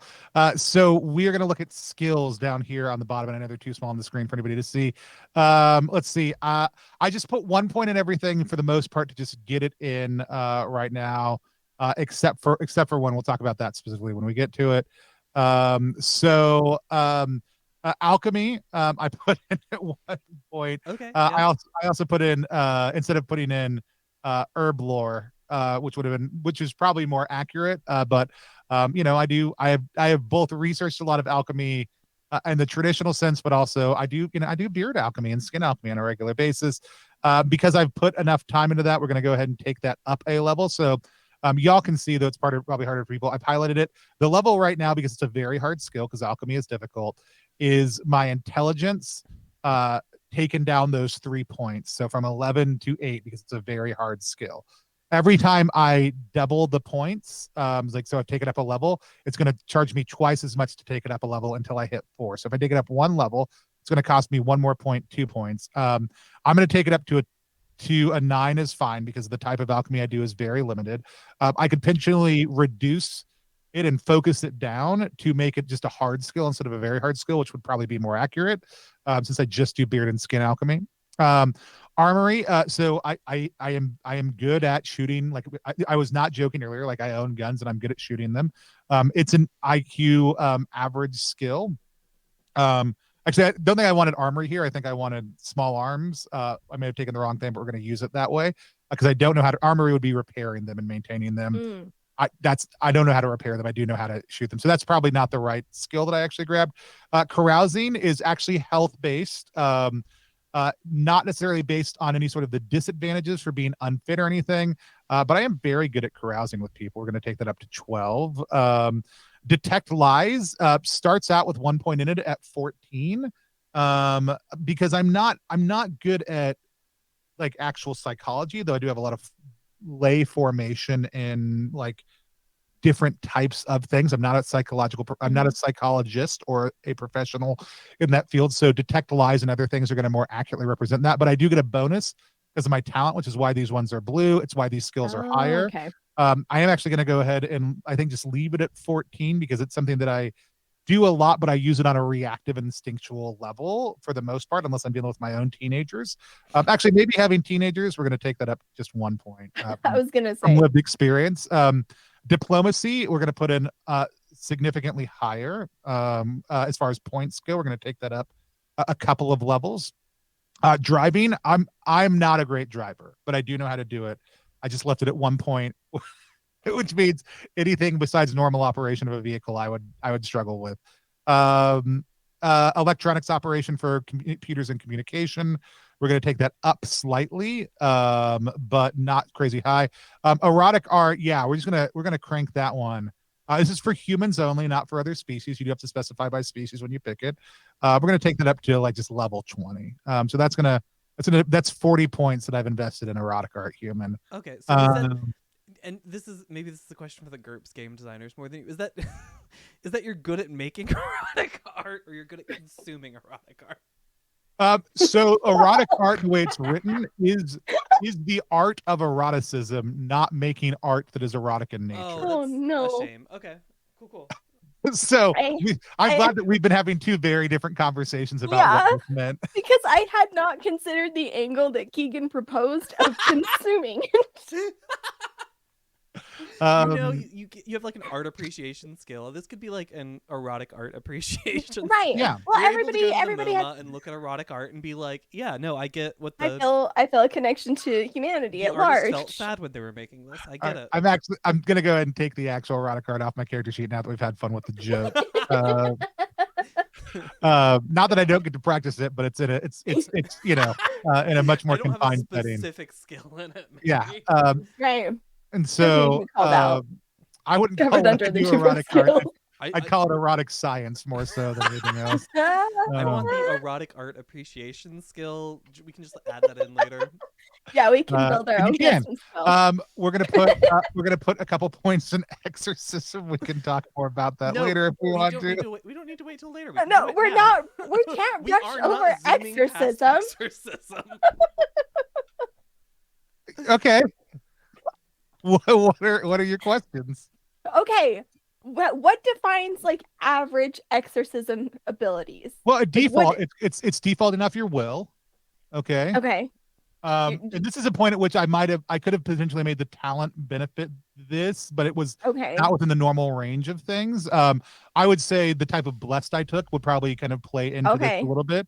Yeah, I can see that. But like, so a lot of people know I'm Catholic. Lots of people don't know that like it's not a mild thing for me. Like it's a huge part of who I am. And like spiritual warfare, spiritual combat, is a thing that I have a background in, have training around, have reflection on. Exorcisms require clerical investiture. Like, so you have to be a priest or someone in a form of authority. So from a Catholic perspective, I can perform minor exorcisms over my children or my household, but I don't have authority to do it over anyone else, right? Doesn't mean I can't be useful in a situation of possession outside of that, but I would have to depend on other authority in order to accomplish that, right? Okay.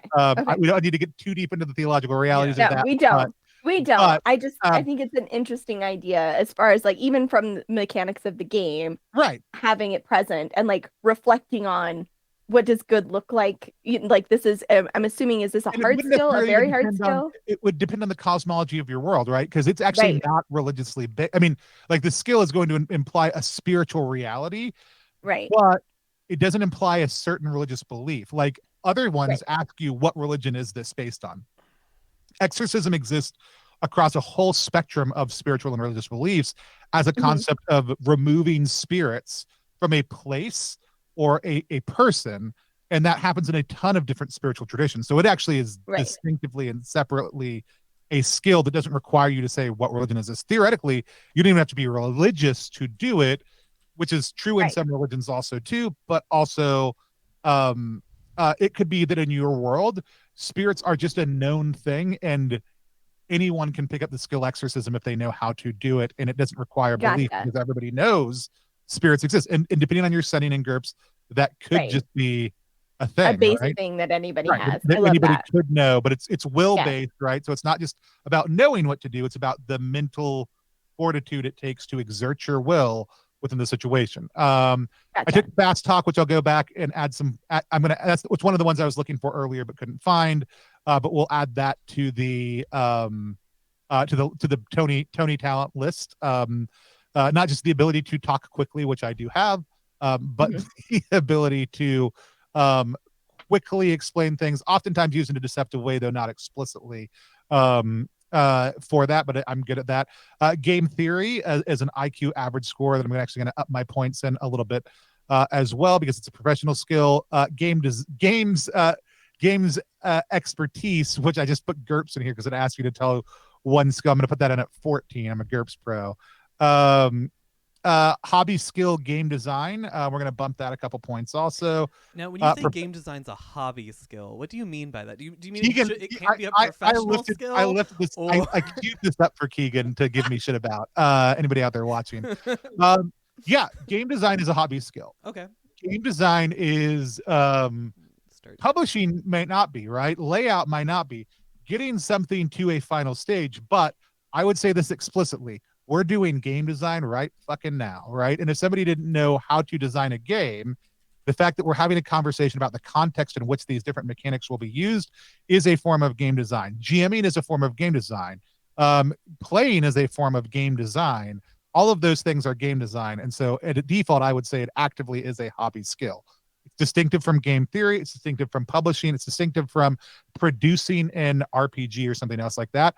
But at its default, especially within the realm of RPGs, it's a hobby skill. And so I made an intentional choice there, and I told Keegan, give me shit about it later. And good job, Keegan. Yeah, you're right. Professional skill, bomb making. We're going to take up a piece. And again, so public speaking, I took punning because I don't think storytelling is really what I do. I think I make dumb jokes about a lot of shit. We're going to take those each up a point. Do what? I just think that's interesting because I think it's the story emerges in the dumb joke telling. Oh, 100%. I think they're one 100%. and the same. But I don't think like I could have put hobby skill role playing, right? Or hobby skill narrative design. Because of the way I'm using this as a cross skill. So like when I do public speaking, when I do workshops and training, when I do role playing games, all of those things may come out. But yes, a lot of it starts with off the cuff, like wordplay, humor, other stuff like that. And it may roll into a story also too. But like specifically within this, what I am good at is copy, humorous copy specifically, other things like that that involve wordplay. So I've also included rhetoric as a skill, which both get bonuses from the Tony talent, making them not some sort of religious ritual Catholic. We're going to bump this up a couple points because it's a lot of what I spent my professional background doing. Catholic theology, same thing. Comparative theology, we're going to do the same thing. I thought we had philosophy in here. It should get the same treatment because those are all my actual educational background. And then I've got wrestling sport, which I do have some deficits for now, which are probably accurate because I'm no longer in good shape. Wrestling. We've got wrestling generic, right? Which would be actually if you were going to go out and somebody started trying to fight you and you were trying to wrestle them instead of punching with them. And then wrestling sport, which is the actual like, hey, do you know how to wrestle, right? And so those things will also, like if I raise one, eventually the other one should start raising also. Yeah, so see, there it is. Okay. as I pump up because they default off each other. So what some skills will do and other skills not. So you can kind of drag, and you see these D's right here, right? Exorcism, now that it's raised up a little bit because Catholic theology went up also. Okay, right? Got it. And so it is saying, hey, if you have a theology skill, exorcism is going to inherently benefit from that. If you have wrestling as if you have wrestling sport or wrestling regular, whichever one is higher is going to bump the other one. Right. It's showing that there's a dependency between those skills. Correct. Gotcha. And so this is a general kind of look at it. What is the man in the box all about? That's what everybody wants to know, though. Yeah, I mean that's what I mean from the jump. I need to know about this weird little man. So this is gonna have to do with this is specifically combat related, right? And as we scroll over here, we can actually see in the bottom here all my reaction modifiers. I have none from appearance. I have +3 from charisma. I have -1 from delusion. GURPS is best, or -2 from delusion. GURPS is best. +0 at default from diplomacy. Though if your diplomacy goes up higher, you'll get automatic reaction bonuses because you know how to comport yourself, right? If you same thing for fast talk, right? Like if you know how to lead up people that oftentimes think better of you. Conditional ones from blessed when they are worshippers of the same religion. Conditional +2 from Tony talent when doing rhetorical dialogue. Amazing. Right, those are all and so it tells the GM and the player how these things may come into play. Right. But above that, we have this loadout of this person, and you can create different loadouts. This is all about equipment. So this is specifically talking about the damage resistance or the armor on a certain parts of your body. Generally speaking, if in GURPS, the default is that things hit you in the torso unless somebody's targeting otherwise, or unless you're targeting otherwise, because the concept is you're always going to shoot at the biggest part of the body is most likely to get hit and is the most likely to get shot at by anybody who knows what they're doing.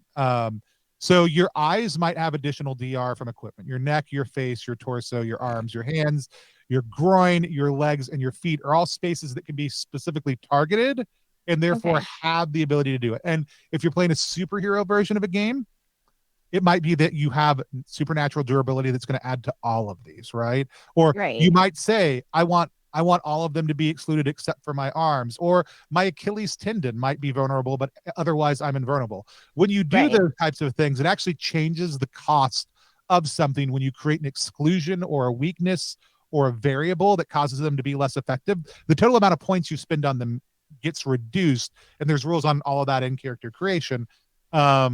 But at default, my groin score is 0 because I don't typically wear any sort of groin armor, right? The idea is learning a lot about you today. I do not cod piece all the time. Keegan right now with that studded leather jacket, absolutely, we're looking at torso armor, of probably an additional +1, maybe +2. That's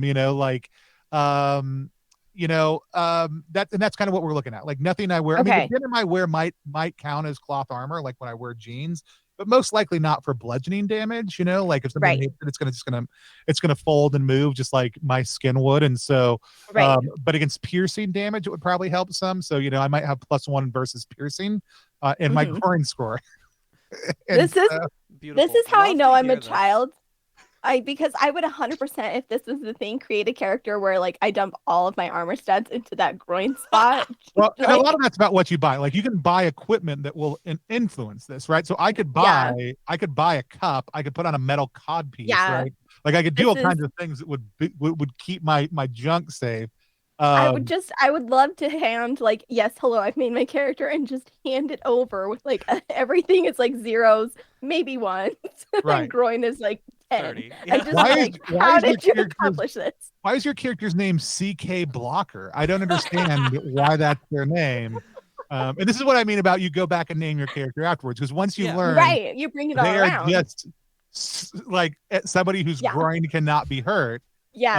Which the best way to do that in GURPS is to take cosmic level 4 invulnerability only to your groin. That is what you would want to buy. The rest of your body can be damaged as normal. So if we were doing a superhero build right now, Sarah, CK Blocker, cosmic vulnerability level 4, groin. I'm memorizing it for our game later. That would mean is like the world, like when the sun erupts and consumes all of the earth. Oh my god. And then it recedes and cools down. Your groin will still be floating through the vastness of space, even though you will be dead because the rest of your body was vulnerable. This is better than I've ever anticipated. Just like everyone's wrong. GURPS is the best game. So you're gonna regret saying that. And so I'm not. Did we clip I'm not, because of the sentence that he just said moments ago. I don't know how clips work, but I clipped that just to make sure we had it. I should figure out how So clips good. work as a streamer at some point in time. Um, so, but yeah, so the equipment list is expansive also too. I would actually say skills and equipment Right. are actually what you can spend the vast majority of your time doing on a normal character. Um, Again, we'll go through and we'll say like we've got everything. If it starts with air car, antibiotic, antitoxin kit, automatic pistols, shotguns, ballistic helmets, bandages, Wow. boots, We're about to give her ceramic an bottles. itemized list of everything in Tony's house and Yeah, correctly listed on this character sheet. and like all the money, all the cost is there. But again, you can get into the actual item and change it. Is that one Thank you, just Chaotic box? Blade, for getting in there and clipping that later. Do what? The one that's selected, it's a little blurry. Is that just box? Oh, I don't know what I've selected. Bus is what it says. Bus. Okay. Yeah, box Even for better. $12,000. I had some questions. So yeah, anyways, it's you can go through and pick or make any number of items. Again, in the expanded editions of the book, they're constantly adding in. And for martial arts, you can create techniques that are like the specific cool. techniques, which could be like Wuxia type like techniques, or it could just be like I'd acrobatic kick for Severin, one of my characters, because like I was always flipping around and I just wanted the ability to simulate like this is just me landing my feet in your face. Like that's all this ability, that's all this technique is. But I'm Falcon good at punch, it Falcon and I'm kick. better at Got it than I am at normal combat. And so I put it as a technique so I could bump it up higher separately from that. And so but yeah, you can also sort within this like the categories. You can sort by armor, tech level, whether they're muscle powered, whether they are melee, whether they are clothing, or what book they come from. So it's a lot of stuff, but you can say, hey, I'm just looking for this, give me a shorter list. So if I'm looking for basic set natural attacks, I can take punch as weak arms, you know. If I just want to look at aircraft vehicles, here are the options in the basic book, right? So you can get the list down pretty quickly if you need to. And again, everything's customizable. I just gave myself an air car. I own one. Here's I where can we go in and edit learn it. the wild thing that Tony actually owns, like a private aircraft that he flies all his friends in. It's a TL9 piece of technology, so I'm not going to be quite as good as operating it. I do need to learn piloting for it. That's why it's just sitting out in the empty lot near my house. But here are all the stats for it here, right? And so it's all that stuff is there. So this is a weird thing to look at, right? So this is the unified view. Classic view, man, if I had clicked on this earlier, it would have probably been a lot easier for me to figure out what I was looking at.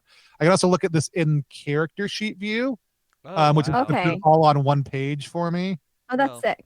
Or I can put it in party view, which means if I was the GM and everybody had given me their thing, I could upload them all here and get a quick snap of what everything looks like. Also, when I export it,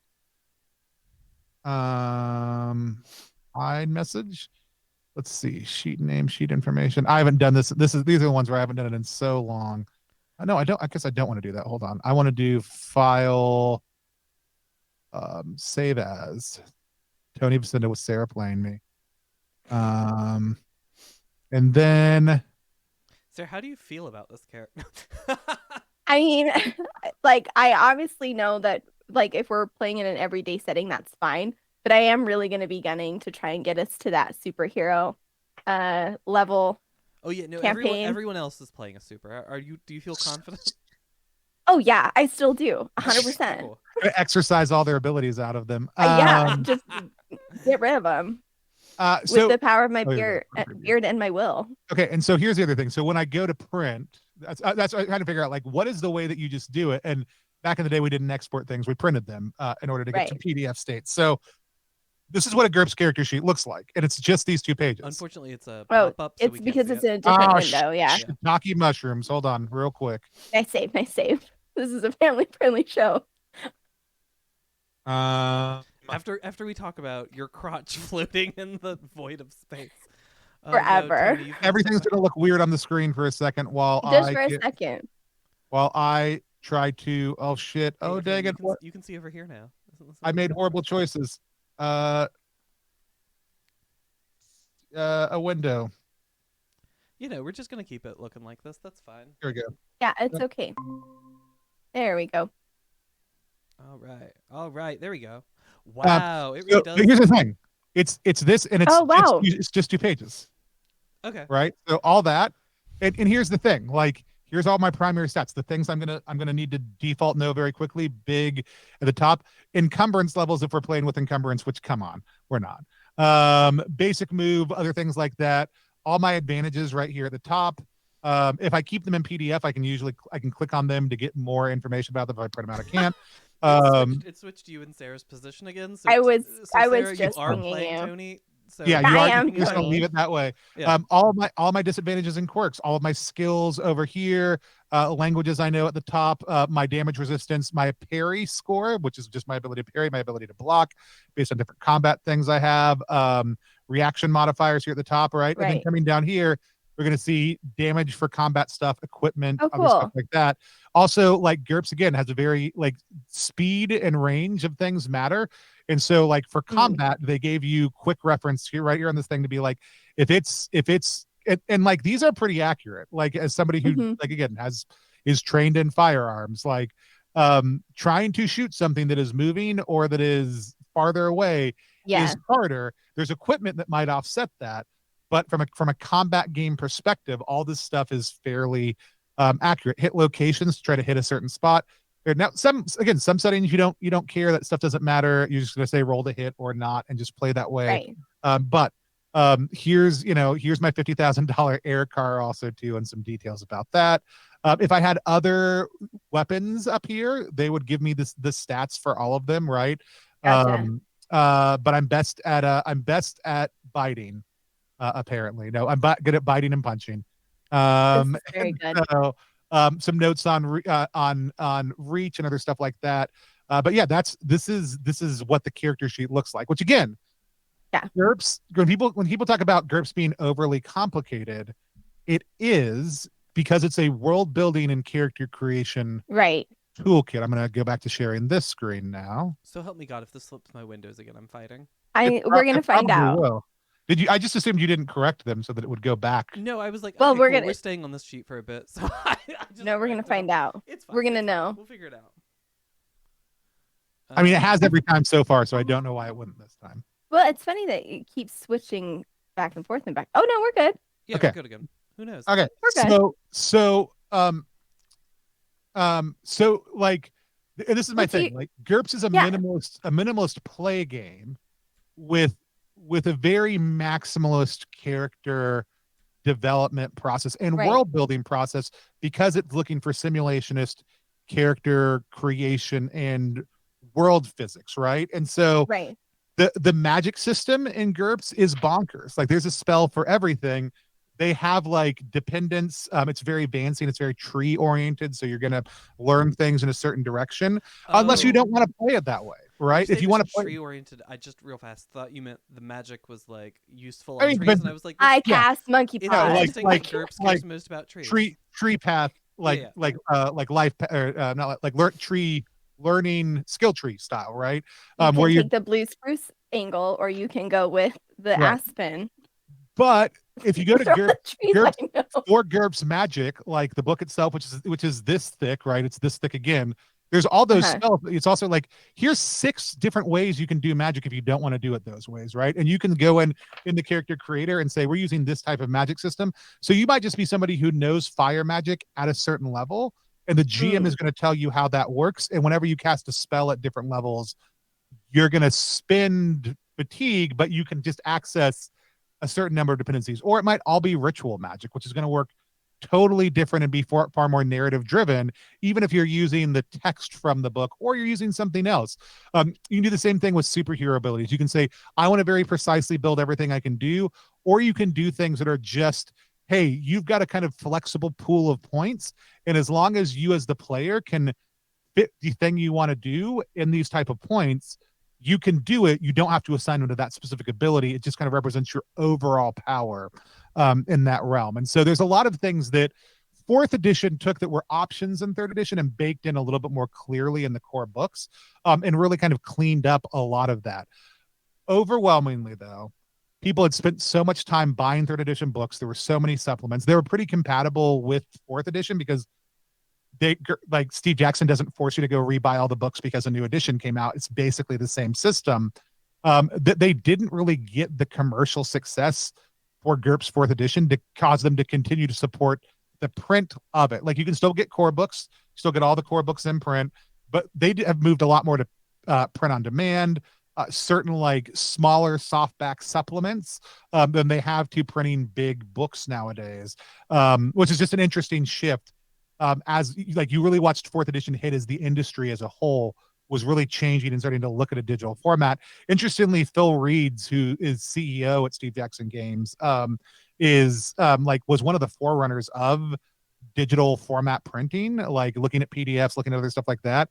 And so we saw them make a lot of the early moves in that area, but I would say they haven't necessarily kept up with a lot of the ongoing developments because they still have more of a traditional publisher format because they were a large existing publisher before all that stuff existed. So they operate in that mentality a whole lot more. The only thing we see them go to like Kickstarter for is new or big expensive projects they're looking to develop, but even at their scale would be a financial risk. So like Car Wars 6th edition, the new fantasy trip stuff they want to do, other things like that is usually what they go to like Kickstarter and other stuff for. Other things they'll just release still, or they've moved to print on demand as a primary format for a lot of their role-playing titles or digital release instead. And so it's really interesting to watch how they've navigated that space and got really comfortable with PDFs and just saying like, do we need to print out this book? And if so, do we need to print 10,000 copies of it? Or should we just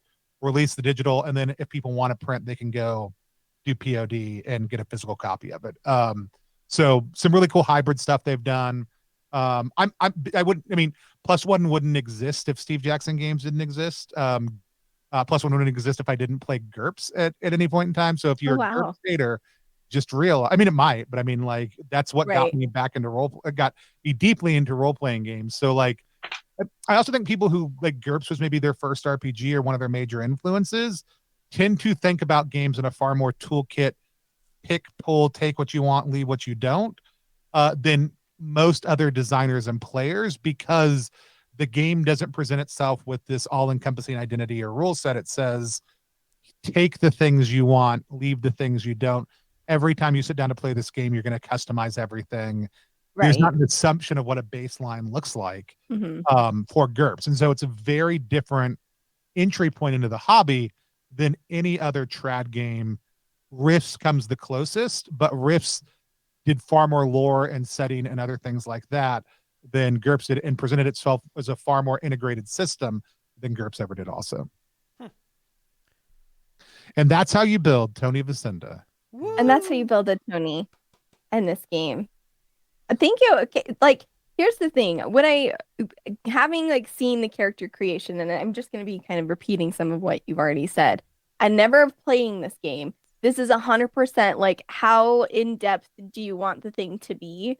Like, in your world's creation, character creation. Like, what I appreciate about, like, as I'm going through this is the level of dialogue you have to have with your fellow players and your GM to set tone across the table, which is why you probably have all of these like setting supplements, right? To like, because it's like this agreed upon space, but like, there's a lot of freedom in that, right? Like, you can build whatever you want. It just depends on the level, like how much time and energy do you want to go into like figuring out these different skills, or what were the first one, abilities, stuff like that.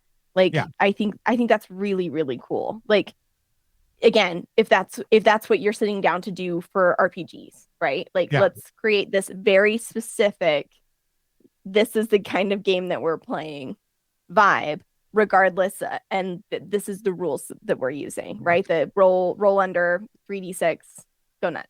Yeah. And if I'm at a table with players and they all of a sudden were like, we really want to play GURPS, let's play GURPS. And I've done this like more than a dozen times. And I'm like, that's a long process. We can do full character creation, but what type of game do we want to play? Right? Like, do basic session 0 questions, figure out what you want to do, and then be like, great, I'll grab some index cards and I'll grab a pencil and I'm going to draw, like, you know, like, I'm going to write down like, hey, here's what I want you all to write on your thing. And it's going to be the stats. and then it's going to be advantages, and then it's going to be disadvantages, and then it's going to be skills and equipment on the other side. And it's just going to be an index card, like one side.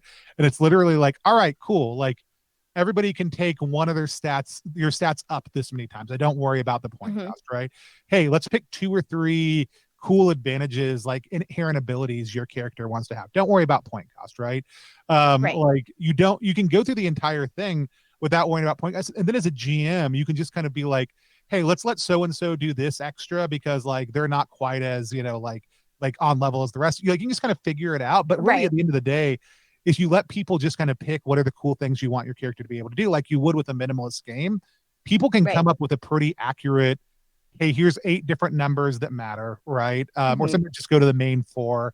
And here are the things I want to be inherently good at and have like as kind of knack abilities. And then here are the skills I want my character to have. Great. You're going to roll 3d6. You're going to try to roll under, and we can be up and playing a game of GURPS without worrying about point cost in 15 minutes, right? Like of just session 0 based conversation about the game we all want to play. And if it's a good GM and rife through rich narrative motifs, storytelling things, other pieces like that, even if the characters get in way over their heads, because you are able to just kind of pick those abilities. I like I said, it's a very minimalist way of running a game, right? But tacked onto this huge, rich, you can do anything process. Yeah, there's a comment in the comments about how this Fate seems to be like the closest like modern game to doing a lot of the same things. And yeah, I just having built characters in both, I could sort of see where that comes in. Just it really comes down to like the skills you choose. And I would say on the line of like if you look at narrative versus mechanics, like GURPS and Fate are doing the same thing. One is just like, hey, it's all narrative, and the other one's like, we have created so much mechanical systemized content for you. 100%. But at the end of the day, it's like, what is the thing you want to do? Cool, we can build that. What is the thing you want to do? Cool, go ahead, right? And the resolution system is different, right? Yeah. Like it's a very different feel. Fate is going to be a lot more egalitarian at the table by default. GURPS is going to be a little bit more GM authoritarian, pass fail. But it's also just a lot of fun. Also, like we didn't get into it, but like 3s and 4s are critical successes when you roll 17s and 18s. But as your skill grows, you like as long as you beat your skill by 10, it's a critical success up to like I want to say like 6. It could just be 5, but like you actually like your crit levels change as you get it, and as you get better at stuff, the likelihood that you catastrophically fail gets lower also too, because you can eventually surpass 18 as a score, but 18 is always going to be a failure. But some of that stuff kind of changes as you get just better at stuff, because sometimes in GURP, so you'll end up with scores of like 25, right? But it means that you can do it under fire, upside down, and things are only going to go bad in the worst circumstances. And even then, they're not going to be as bad as they would otherwise, right? And so there's some of that mechanical stuff, but it's still pass fail in a way that Fate isn't. And the fudge die system gives you a far better like oracle reality into what that looks like than GURPS does. So I mean, I've got a couple of questions, and you've answered some of them like throughout this thing, but just kind of in a concise kind of wrap up kind of way. I'm curious to know, like, using GURPS, playing with GURPS, what did you learn from playing it, both like from like a system perspective and just as a person? Like players make the game, like the game doesn't make players, right? Or the system doesn't make players, like, or make the game. Like the ability to say we're going to pick and choose what we want, and we're going to use a system that inherently likes to do that, like that still lives in my design philosophy today. Like I like things that people, even when I do very minimalist stuff, things that you can just choose from, right? Like I want we're going to make active choices from this. Largely, like, this is sounds dumb, but like anything is possible, right? Like and if it's not, like, find a different system that's going to support it better. Like, again, I haven't played GURPS in over a decade, even though I love it. Because of the time investment, right? Because of the time investment that it takes, and because of interest of other people in my area and like all that kind of stuff, like it's not a hot system anymore. And if anything, it's kind of a decried system, as other numerous things will point out, of it being like somehow bad versus doing something very different than most games did when it was released, and different than what most games do now. Even games like Savage Worlds that exist in kind of the universal Right. context do things very differently. But the toolkit approach is always going to kind of live with me. Like, I don't view, like, people will talk about, is designing role-playing games art? I think whatever answer you want to give to that is fine. I never feel like I'm making art when I'm making role-playing games. Like, I feel like I'm making something. I feel like I'm designing something. And I'm excited about what I'm making. But for me, I don't approach the games I make as a form of art, even realizing that a lot of the things I'm doing are artistic. Right. And it's one of the reasons why I think I resonate so much with GURPS, because GURPS doesn't consider itself as art either. It considers itself as a toolkit, a resource of things you deploy and choose how to deploy. And so again, like there is that pick what you want, like leave what you don't, that's a part of that. But there's also like, not all design is art. Yeah. And not all art is design. And I think it's okay for that to be a different thing. And then I fell in love when I was doing my GURPS with name your characters at the end and give the name, make the names mean something in the world. Yeah. GURPS gave me a love of also just having weird things in my pockets, because that's a Tony Vasinda classic, right there. It is. There's so many pick lists, and having an unexpected thing and having cool tech, and you can get in and you can build the tech out in the equipment thing to do very specific stuff, or you can build it as an ability that you have a gadget that lets you do this, but it is a power that you have, like Iron Man or something else like that. And both of those things gave me very different ways of made me think very inherently about what does my character have is just as important as who they are when it comes to sitting down to play. Yeah, the what's in your pockets thing, I love it when systems like make you ask weird questions like that. Because I do think like going forward in any other system, in any other game you play, that sticks in the back of your head. And like what's in your pockets is like such a great one for me, because I think the first time I'd ever considered it, I played like Iron and Lies. And it's like you're going into the Feywild, whatever's in your pockets, that's what you have. And it was like, who is this person? What would they have in their pockets? And now like going forward, that's a touchstone for like every character, whether I consciously think about it or not. That's, I guess, kind of a weird circle around, right? Like that. Oh yeah. What would this character have? And I love that. And GURPS doesn't have anything explicitly in it that's like dirt from my homeland, right? Like I've put in the character pocket before. Or it doesn't really like encourage you to be like, I've got a bundle of cumin, right? Like, but those are things I put in there because I started adventuring. We were traveling across dimensions for the most part. And so whatever you had on you is what you had. And we were assembling that collection as we went. And I would just pick up weird things we found in one world, knowing that 3 worlds from now, this is going to be a weird thing to have. And I'm going to be excited to pull it out. And I would say, again, the same thing with skills. Like, I would never want to recreate this. Like, I love the fiddliness of GURPS's skill system. I would never design that. Yeah. For me, the easiest way to replicate it is write down your skills. Tell me what you're good at, right? Tell me how good you are at it.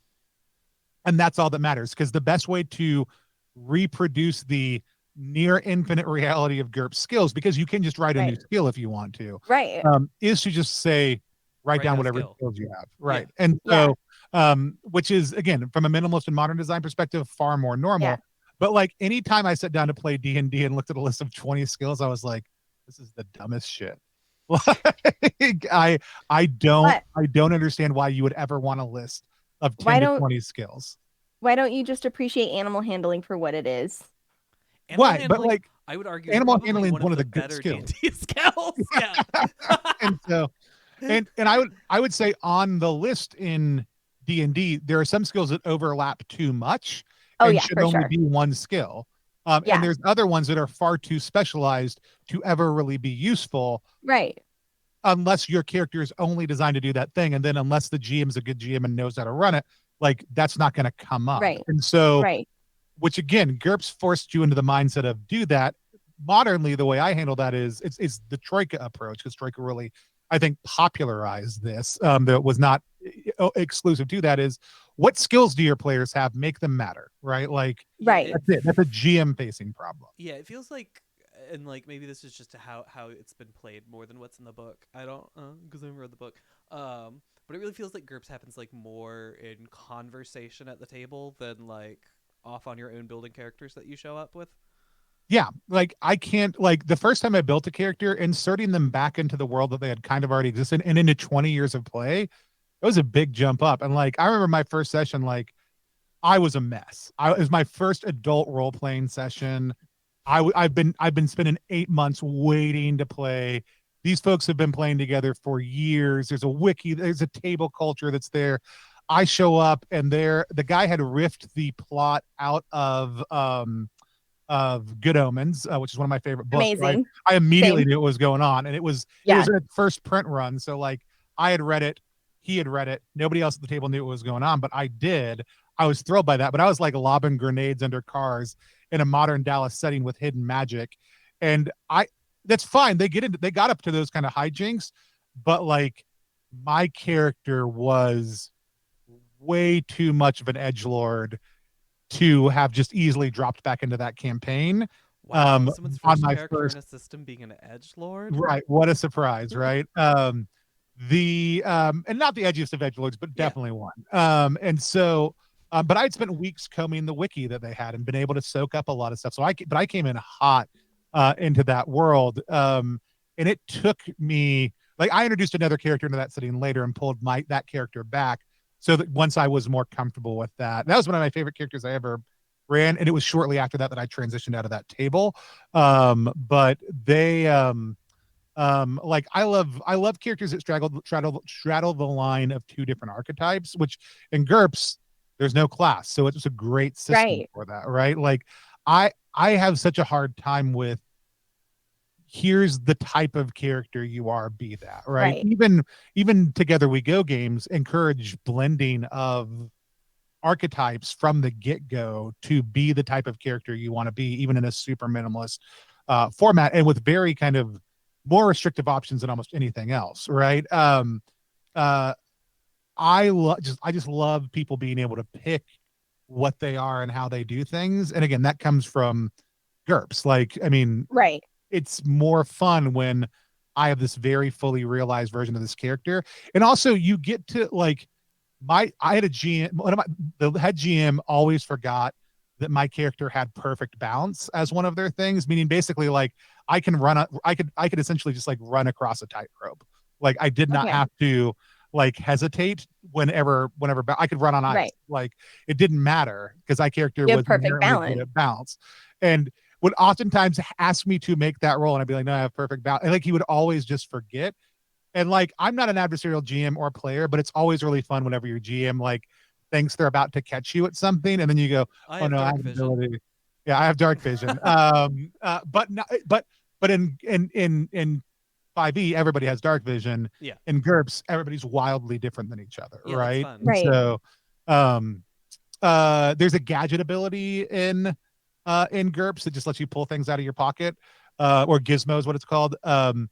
I love that, and it was pre like emergent, like, you know, quantum inventory stuff. Like there's a lot of cool design things in GURPS that's like were things that eventually became core parts of other systems later that they didn't pull from GURPS. They just were like, it'd be so much easier if I could just pull things out of my pocket. Yeah. Right. And so but GURPS had like codified them as a thing you could do early on, right? And so as a GM, it'd be easy to just be like, hey, and you all have like 3 uses of gizmo per session. Like I don't, you know, like don't worry if you don't have something in your inventory, you can all just pull 3 things out of your pockets that are small and easy to carry, you know. Like that's the kind of function a GM could just say everybody gets this, right? Because I don't want to have to worry too much about inventory. I want you to be able to have the thing you need when you need it. I want you to pull the weird thing out of your pocket that's going to help in that moment. and have it matter. And so, yeah, just like a lot of that kind of stuff. And I think it immediately GURPS gets you thinking about the hobby school of game design, like Right. right away, because you're doing it. Like as a table or GM, you're setting the world very specifically, but you're having a dialogue with your players back and forth if you're a good GM about it.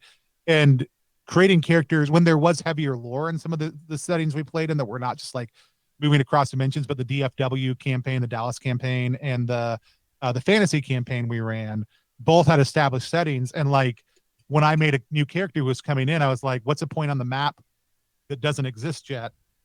And talked to the GM about what that space could be and where my character was from, and made a totally new place that was in the world that all of a sudden then mattered in the lore we were building. And so again, a lot of those things are GM advice and design advice that I would give people regularly nowadays, but they came from GURPS being my entry point into the game. And Right. I would never want to sit down and play a hard version of GURPS where it's like we are looking for the rules as written on every single physics-based aspect Right. of this game. It wouldn't interest me, right?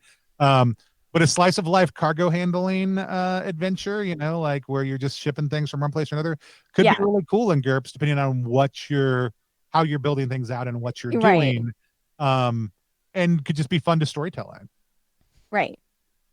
I love that. And I think what's really, again, it's hello, hi, I'm Sarah. I'm a role player. That's what I enjoy about TTRPGs is that role playing aspect. So anytime there's a game that enables that role playing aspect to go whatever in direction, like it is seamless and easy, that's what I'm a fan of. And so I could see a lot of people being very intimidated by GURPS. Like, I'm not gonna lie, I like once I saw there were multiple colors and so many things, I was like, oh my God.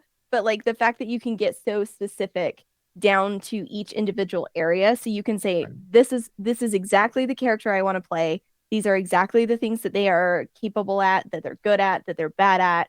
It's reflected mechanically in a way that matters. And now I can just play the game. I think that's phenomenal. And if it speaks to that ability to kind of cross trope play or just that flexibility of you can be a space hero or you can be somebody who's just shipping boxes. I think Right.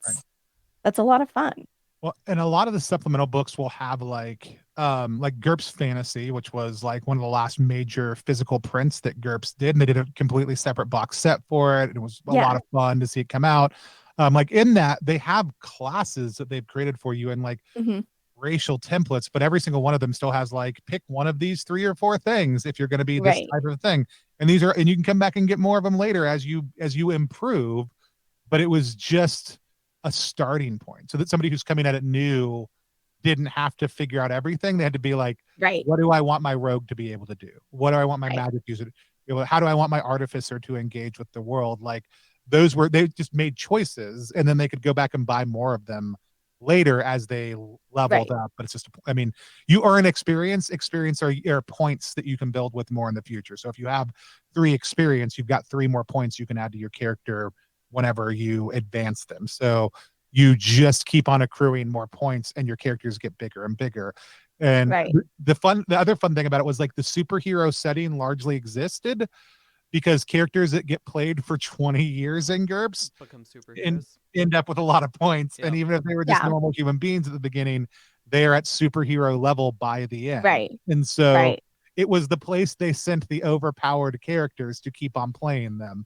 And then people also created other superheroes to just toss in. You just played your origin story, and now your true mission has begun. Right. And so and again, even saying like we did an adventure one time where we all built normalish versions of ourselves or normal characters if we didn't want to do ourselves. But everybody else built power suites. Like so everybody got a certain you didn't know what character was getting them, but you all went and built a set of powers, and then we all drew randomly out of a hat. And that's we all built the character we were going to play, but then we took the power suite and laid it over the top, which was a really cool way to play it. Like we all randomly mutated and got powers, but so cool. We didn't know what they were going to be when we created them. All. So everybody created a power they were comfortable playing, but nobody, and everybody had the same point total, but nobody was stuck with just a totally like I hate this power set, right? Right, And right. so which again, just really fun, really cool stuff that you can do in the Yeah. system. Again, if you want to get that fiddly, right? Like, which not Yeah. everybody does. Right. I love that. Awesome. Yeah, this was great. Yeah. I'm satisfied. I love a Tony character that is in the character study campaign. I'm ready to use his Tony talents. Uh Oh shit! You know what I just realized, Keegan? The other chat we have with some other people in it for April 1st, it would Yeah. just be really fun to make everybody play character study characters. Oh God. Like that is the growing list of characters that you can select from when we get there. Yeah. No, I love that, and I'm gonna hold on to that idea. forever and ever. And no one who's watching right now can ever know what we're talking about. Yeah, I've It's a not secret. tweeted There's about not this. tweets out about it anywhere. It's not been mentioned in the public eye. Also, Yeah. while we're on stream, I'm so glad to have the cult here on Plus One Exp. It's been super enjoyable to just eat dinner some nights. And, Go figure. And first real everything worked well. Yeah, this is the first one. Yeah. And so it's been super fun. I'm super glad y'all were open to coming here and having this be I hope you're forever home, but at least you're home for now. Can't wait to release some cult merchandise. I'm very excited about that. Some pizza based stuff, some weird hypnotic Oh heck yeah. stuff. We're gonna get it all. I'm here for it. Okay, as a long-term youth worker, one of the items that I am most fascinated with that would be cool to get some cult branded versions of them. They make pizza lanyards. I don't know if you're familiar with this. And when I say a pizza lanyard, I mean it's a plastic pouch that is pizza shaped size that you can stick your pizza in. Yeah. And just keep it safe and around your neck. And then whenever you're ready for a bite of pizza, you can unzip it, pull it out, take a bite of the pizza, and then stick it back in the pouch until you're ready for another bite. I'd love to look at what that. Yeah, we need that. We need it. We have to have it. I don't know how, but it has to be a thing. And the worst part is I'll buy it. The worst part is I'll buy Yeah, it. 100% I will. Are you kidding me? I'll buy one not only for me, but for all my friends. That's right. Y'all, we got pizza pouches. I'm trying to remember. Let me see if I can find them. Have you heard of these? Do you know what this is? Do you understand how your life could be better if you had this pizza pouch? You've broken Sarah. Oh, shit. Oh no, I didn't not even consider that this is a thing that existed. This is not the best version of it I've seen. Here, let me stop. I guess I should pull this over into this other side so it's normal sized. But yeah, yeah, I've got to figure out where we are again. You know, it's gonna have to. Oh, you're gonna switch which screen you're sharing. Yeah. Okay, cool. Stop presenting. Maybe shuffle us around one more time. Yeah, it's gonna get a little weird. If we get shuffled again, I'm just leaving us shuffled this time, and we can just be whoever we are. Yeah, we're not worried about it. I think these are not great versions of it. I've seen better ones in this, but here's one. Okay. God, we're in the right place. Look at it. Oh my gosh, it really is just like a little Ziploc bag. No more Who is putting pockets. their pizza in their pocket? I love that it's obviously like just so much like kit bashing of different mock-ups. Like it's not even all the same. No, it's Oh not. my gosh. What GURPS character is that to just have a freaking slice of pizza in their pocket loose? Yeah, that's a quirk. That's a quirk. It's a quirk. Tony, it is so brave to type directly into your search bar where people can see it. You know, some things. Tony's internet search history. Some things I wouldn't do. Some things I wouldn't do. This one's a little bit That's just crazy. Yeah, that's scary. I don't like it. This guy right here. Look at him. This Keegan, Keegan, this could be us. This is Sarah. This is Sarah upon receiving the necklace. Correct. But I do know there is some brand that makes customized versions of these also. Okay. So we'll get some. I love this. We'll get some. Plus One some needs to cult stay forever specific home. ones. Nobody else is going to let us do pizza pouch necklace merch. No, it's done. This is our forever place. Damn, Tony, what a sell. For real. It's amazing, and I'm here for it. But I legitimately so excited to be on Plus One. So excited again. Thank you for coming and helping us vet this idea for character study. It's a cool idea. It's a lot of fun. I enjoy it. Before we have a real guest, is what That's Sarah's trying to this say. is GURPS was a really good stress test for this concept. Also, truly. like you will never have to worry about can we do this in an hour to an hour and 15 minutes in the future because you have done GURPS and we GURPS did. We GURPS for all 2.5 hours. How the hell long? Oh my gosh! It's because we just talk a lot. We like each other. I don't know. It could have been a lot shorter if we cut the crosstalk. It could have been a lot shorter. Yeah. This is fun. Should we do outros or do we want to just sure. What is first? What coming up? There's some cool stuff coming up. Yeah, there's some cool stuff coming up. Tony, look at you go. It's like you've done this before. Do you know what's coming up tomorrow? I could pull up a calendar and you could. So tomorrow we've got Dead Belt with a couple of Drakes. I'm going to play Dead Belt with Sean, and then Navi's going to drop on for the interview with us also, but we'll be in the chat the whole time, which is their blue collar GM-less 2-player RPG, 1 to 2 player RPG. I'm very excited about. On the 7th, we're here with Back Request. Tony, why don't you tell us about that? Oh, that's not happening. I've got a different thing I'm doing on the 7th. That's just a placeholder to make sure nothing gets. On the 7th, I'll be over on someone else's Ian Servas's server. I want to say Wandering Monster. I'm going to be running through the void for them on the 7th over, but we will host that here. So if you follow us on Twitch, you will get notified when that goes live. Also, so go ahead and click follow. And feel free to subscribe if you want to. Next Friday, we've got Orlet Game Cardock is what you. Albert Omelet with Cardock Games. It's happening next Friday. And the next Saturday night, we've got our second part of our 3 to 4 part series for Apocalypse Keys with Ray. Where we are playing through the Oldest House adventure. And Josh Hiddy is playing a very Corinthian-inspired character. I'm very into it. And then next week, we're back here again for another character study, back to back. And we're also having Ray on, and we're also doing Apocalypse Keys.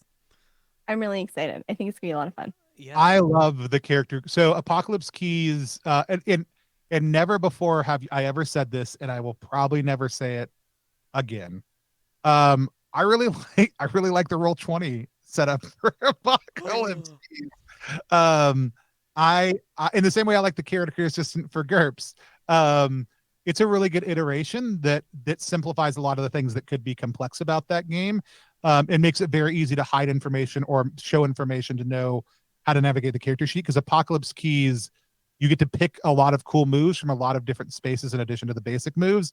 And so being able to put those in exactly the right space along with your keynotes is good. And then to be able to click the ability just to roll it is a good functionality and one of the best implementations I've seen. Fred Hicks designed that, but y'all will probably get a chance to use it as part of the character creation process because it makes it real easy. And so I'm very excited for people to get to see that, because we didn't do our session 0 live. We did it privately. So I'm very excited that's going to get a chance to get showcased also. Yeah, that'll be sick. Cool. Yeah, what else are we doing here? We've never outroed here before. Yeah, we're mostly just saying goodbye. So hi, I'm Osiris Franco. I'm high level monk here at Culty XE and one of the other cult leaders. You can find me on Twitch, Twitter, all the places at Osiris Franco. I do a bunch of TTRPG stuff. Check my Twitter to find out where I'm going to be doing it next. Obviously, we're going to be back with character study next week with Ray, but we also have a Brindlewood Bay one shot we're going to be running as a part of the cult later this month. We have Renegades and Racers later this month. So keep an eye out on the Discord and Twitter to see when those are happening, and a whole bunch of other games. Yeah, perfect. Keegan. Great. I'm Keegan. You can find me online. You are quiet now, Keegan. Yeah, you are quiet. God damn it. You can find me online at KeeganEXE or at KeeganEXE.com. This was fun, Tony. Do you have another outro? I'm Tony Vasinda, Chief Alchemist here at Plus One Exp. Thanks for joining us. I don't have to do a closing signature line, but Keegan does. Have fun and enjoy the pizza. Is that what we're still going with? That's Yeah. it. That's, I mean, if you want That's it. custom pizza pockets, that's it. Okay, fine. I want pizza pockets. I guess that's what we're doing. Let's wave. Bye. Say it with confidence now. Bye, everyone. I've already muted you. I'm so sorry.